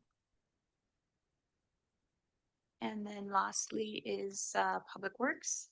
And we just want to highlight the obvious discretionary program once more that came up at the last council meeting as well, the branch drop-off program. So just for consideration, just for council's consideration, I suppose, and we can talk about it more in depth if you like to, or we can save it for the next meeting. And then that is the end of the slides. If you'd like, we can look at individual financial budgets if you'd like to, or we can just open for questions in general. What would you like? Yeah, I'll open up for questions. The individual budgets, I have, you know, something that I'm gonna bring up as a, probably a motion overall. And, but anyways, yeah, I'll just open it up to council for any questions. Any other questions? Okay, seeing none. And you said you're finished, because you're not doing that, you're gonna be doing the capital budget at the end of the month, and you're doing the reserve at the end of the month, correct? Yes, thank you. And the special initiatives. That's right. Oh, yeah, special initiatives is the one. Okay, super. Gonna look for a motion. Council Ward. Thank you, Mr. Mayor. I prepared a draft motion that I'd sent over to corporate services earlier and to Mr. Johnson. So if they are able to pull it up on screen, that'd be great.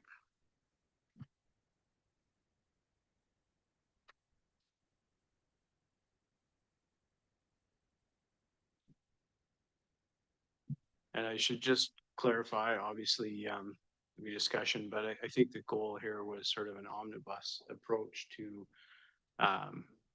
particularly staffing with discretionary positions and looking at discretionary programs and any event expansions and things like that to bring us down to a number below the 4.72, sort of an amalgamation of some of the strategies as well that were identified.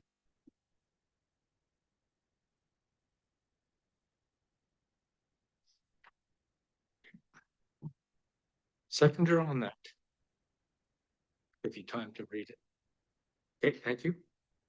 So I'll just open it up for discussion. So in essence, Council Ward, just so I don't misinterpret this, your motion. So you're basically looking at that 4.72 and you're looking for another 0.5% cut in budgets. The expense parts of it. That's what I was going to be asking for right now, because I quickly went over it myself, and I'm not an expert in it, but I saw a little bit of fat here and there. And so I don't want to go to the embarrassing question right now, which is, I think I asked you this a while ago, Kathy, you know, which departments have always given me surpluses every year after the end of the year? And yeah, I'm sure there is. There always is. And so, you know, half a percent's about $150,000, $125,000 or so, right?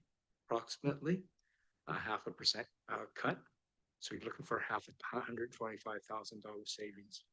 It's aspirational, but I think it can be done.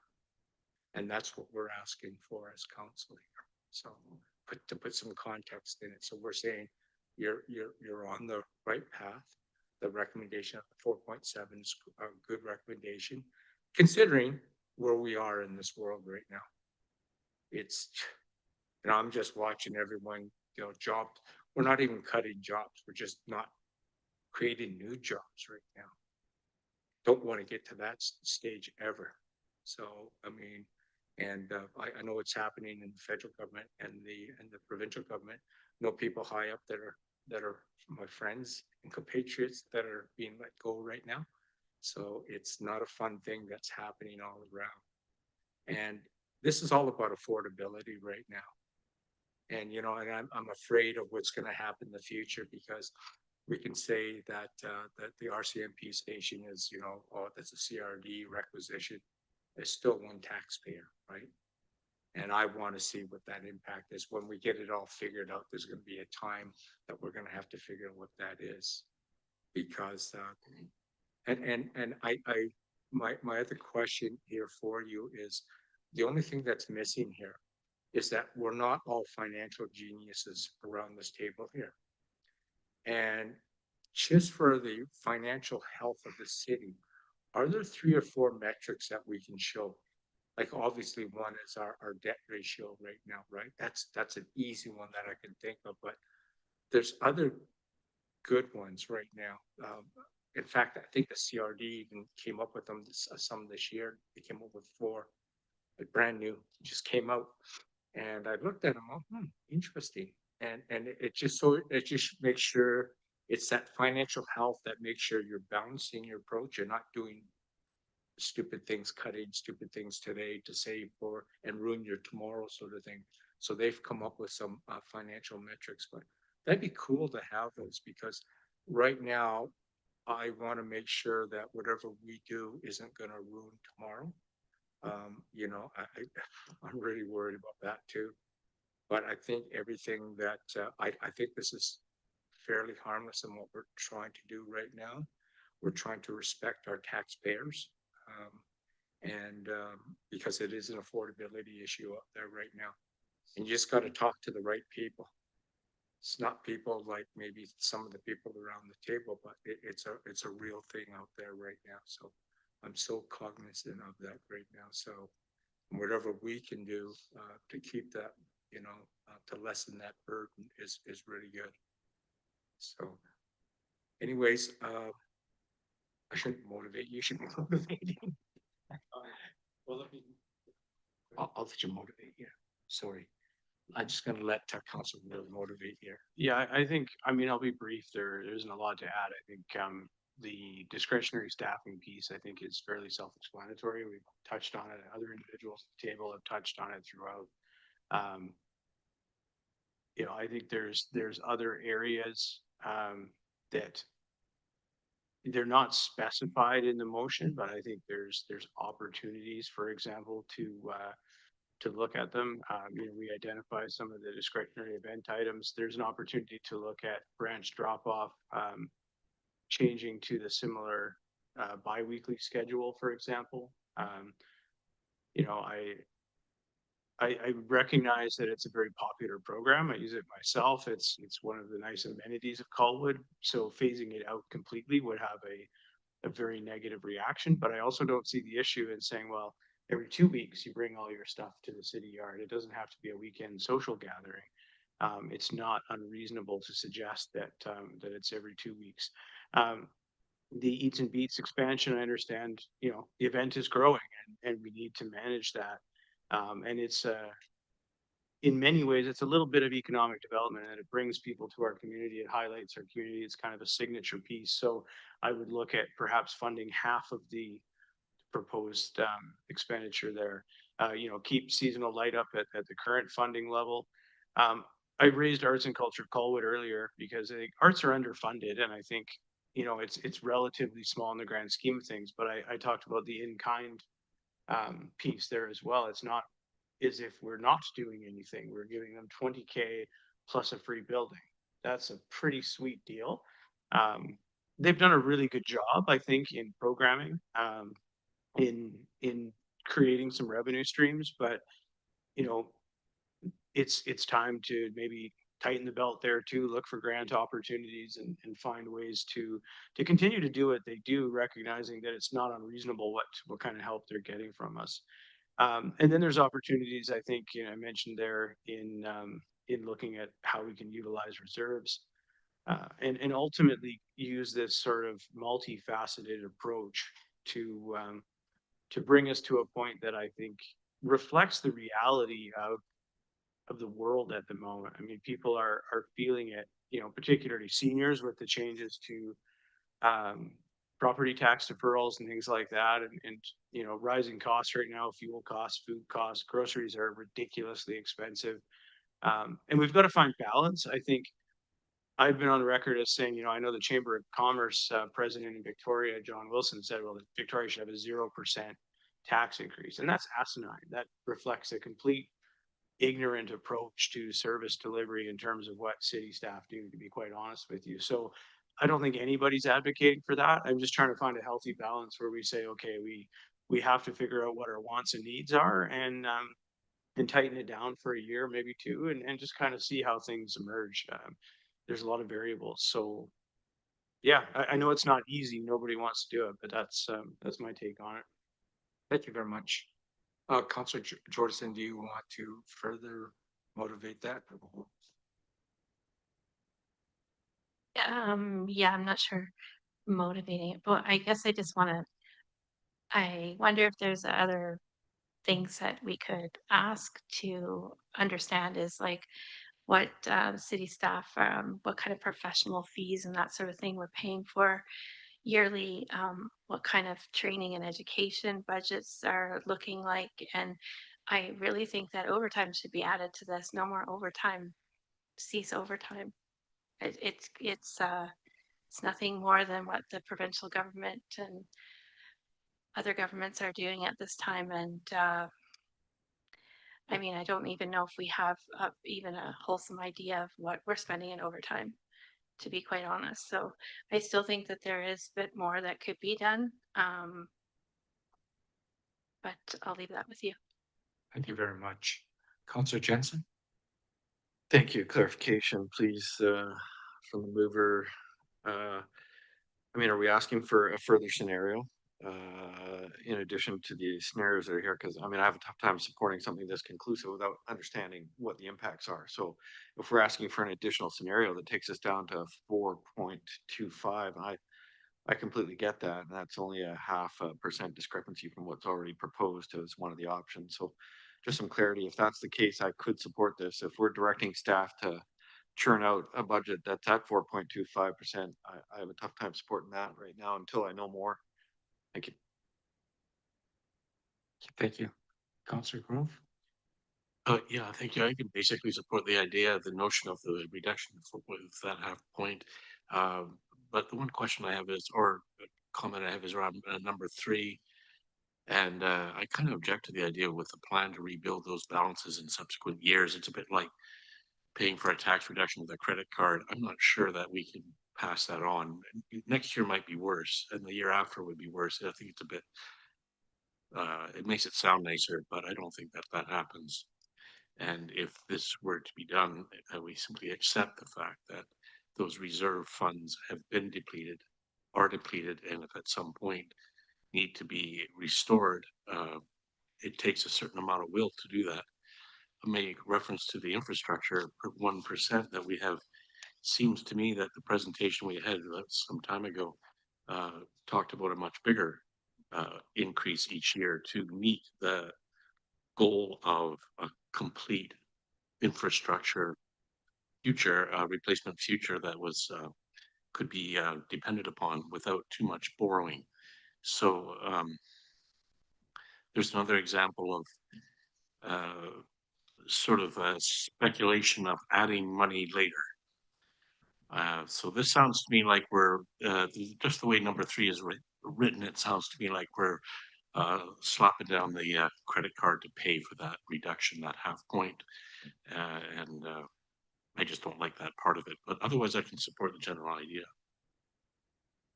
Thank you. Councillor D. Thanks. So I guess I just am not quite feeling ready for this motion because I'd like to see this come back with more information, because there's some things on here that I think are related to safety that would be cut through this. And we still, I mean, I don't know what you know, that we were at with freezing the hiring. We were at 4.72 already, so this is a 0.5% lower than that. So where does that come from is a question I have. And then what does that look like next year? Because according to the chart that I'm looking at, 2027 is still looking like 9.35%. And if that is the case, I guess I need to look at a more fulsome picture of what this would actually look like, because this then I would assume does not include some of the programs that I think really matter in the community. The Pacific Center Family Youth Counseling is asking for an additional amount of money that is cost shared with Langford. It is a really important part of the safety net within our community. So, I mean, I agree with belt tightening, but I just don't want to be locked into a motion that I'm not sure I know what the outcome of it will be. So I'm okay if we're putting this forward as for the information to come back and we look at it a little bit harder. And I'm also okay with this initiative because it isn't like in other years, if we just take money out of reserves to keep the tax increase low, that just means double the money has to be found next time when we do budgets. So that doesn't really help.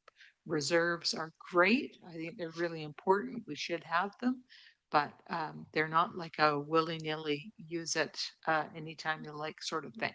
Thanks. Thank you very much. Yeah, you make some good points there, Councillor Day. But the way that I interpreted this right now, we're already at 4.72 and 4.25. If you were to look at every one of the expense sheets for each department, which we did not go through tonight, there's some fat in there. And in fact, there's some of it's not recurring. So you could use some of the surpluses that we have from maybe the RCMP or whatever to offset those one-time costs sort of thing. So anyways, we're almost there. That's all I'm just saying. And so I think the goal here is just let's look at trying to get another 0.5% in those expense budgets.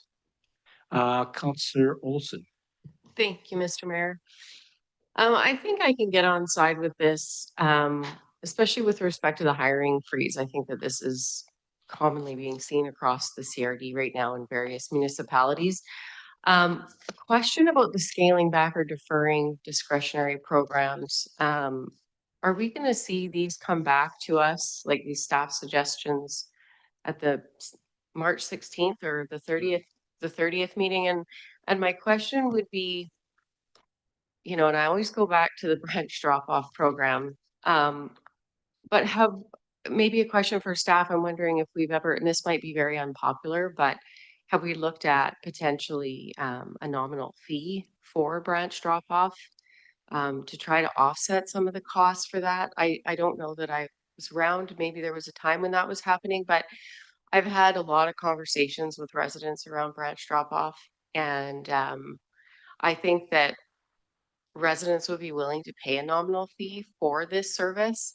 So I just wanted to plant that seed for when some of these discretionary programs come back, because I know the branch drop-off always comes onto the chopping block. So I would just like to see some options for that when it does come back. Limiting the service and even potentially what it would look like for a small fee for that. I just wanted to highlight that. Thank you. Thank you very much. Can I get a motion just to extend this meeting? We're almost there. Okay. Councillor Jensen, second by Councillor Grove. I just call the question. Any opposed? Thank you very much. We'll move on. Councillor Jordison. I just wanted to say that I'd be okay with agreeing to this motion, but I only in that I want to, just for the purposes of bringing back another scenario to look at. So that's if that's what this is saying, unless there needs to be some wording change to just make sure that we're not agreeing to this, we just want to see another scenario. Thanks very much. Councillor Ward. Thank you. And I think actually just a segue from what Councillor Jordison was saying, I think the intent of the motion was to firm up council's direction. So there's no ambiguity, right? We can quibble over wording all night long, but I think there were some things that I thought, well, certainly I wanted to put forward very clearly, like the immediate hiring freeze. I know the mayor was in agreement on that. And that new or revised staffing requests need a comprehensive business case. So those would be firm and sort of direction that's set today. In terms of the targeting an increase not exceeding 4.25, I deliberately left out the calculation. So for example, I've got it all broken out where I could itemize, it's 0.02% on the reduction in arts and culture in Colwood. It's 0.07% on branch drop off. But I thought rather than be that specific, we are in a place where staff have arrived at a 4.72 already. And as the mayor alluded to, I think there's just a little bit more, and I would rather trust the professional judgment of staff to have some latitude to take this away as a sort of general direction or guidepost to say, okay, we know where we're at, what our benchmark was at 4.72. We know council wants to get down around 4.25. What can we find ourselves and leave that to staff rather than us get too finite and granular at this stage to try to pinpoint, what fees we could add or what we can cut back. So lots of great ideas, but I think that's the intent here. Perfect. Thank you very much. Councillor Day. Thank you. And I'll be happy to wait and see it come back. But to my mind, we haven't had very much information about overtime budgets and whether or not it would be appropriate. I would like to see something come back and consider potentially eliminating overtime if that's possible, or tell us why not if it's not possible. Okay, that's a done deal, right, Mr. Johnson? Yeah, and I think we just want to make sure we're meeting council's expectation, right? When we bring this package back, and I think you've given us the direction in terms of bring back what the options look like at the 4.25. But from clarity's perspective, that's not going to happen on March 16th. So I'd recommend that council give us the time to go through that for the March 30th. So I'd recommend that we don't have the meeting on the 16th, but we have it on the 30th so we can develop what those options look like so that we're meeting council's expectation to make a decision. Thank you very much. No protest here, right? Okay, I see no other hands. I am going to call the question on this. All those in favor? Unopposed? Seeing none, motion carries. And on that note, I'm just going to adjourn. Business being finished, I adjourn.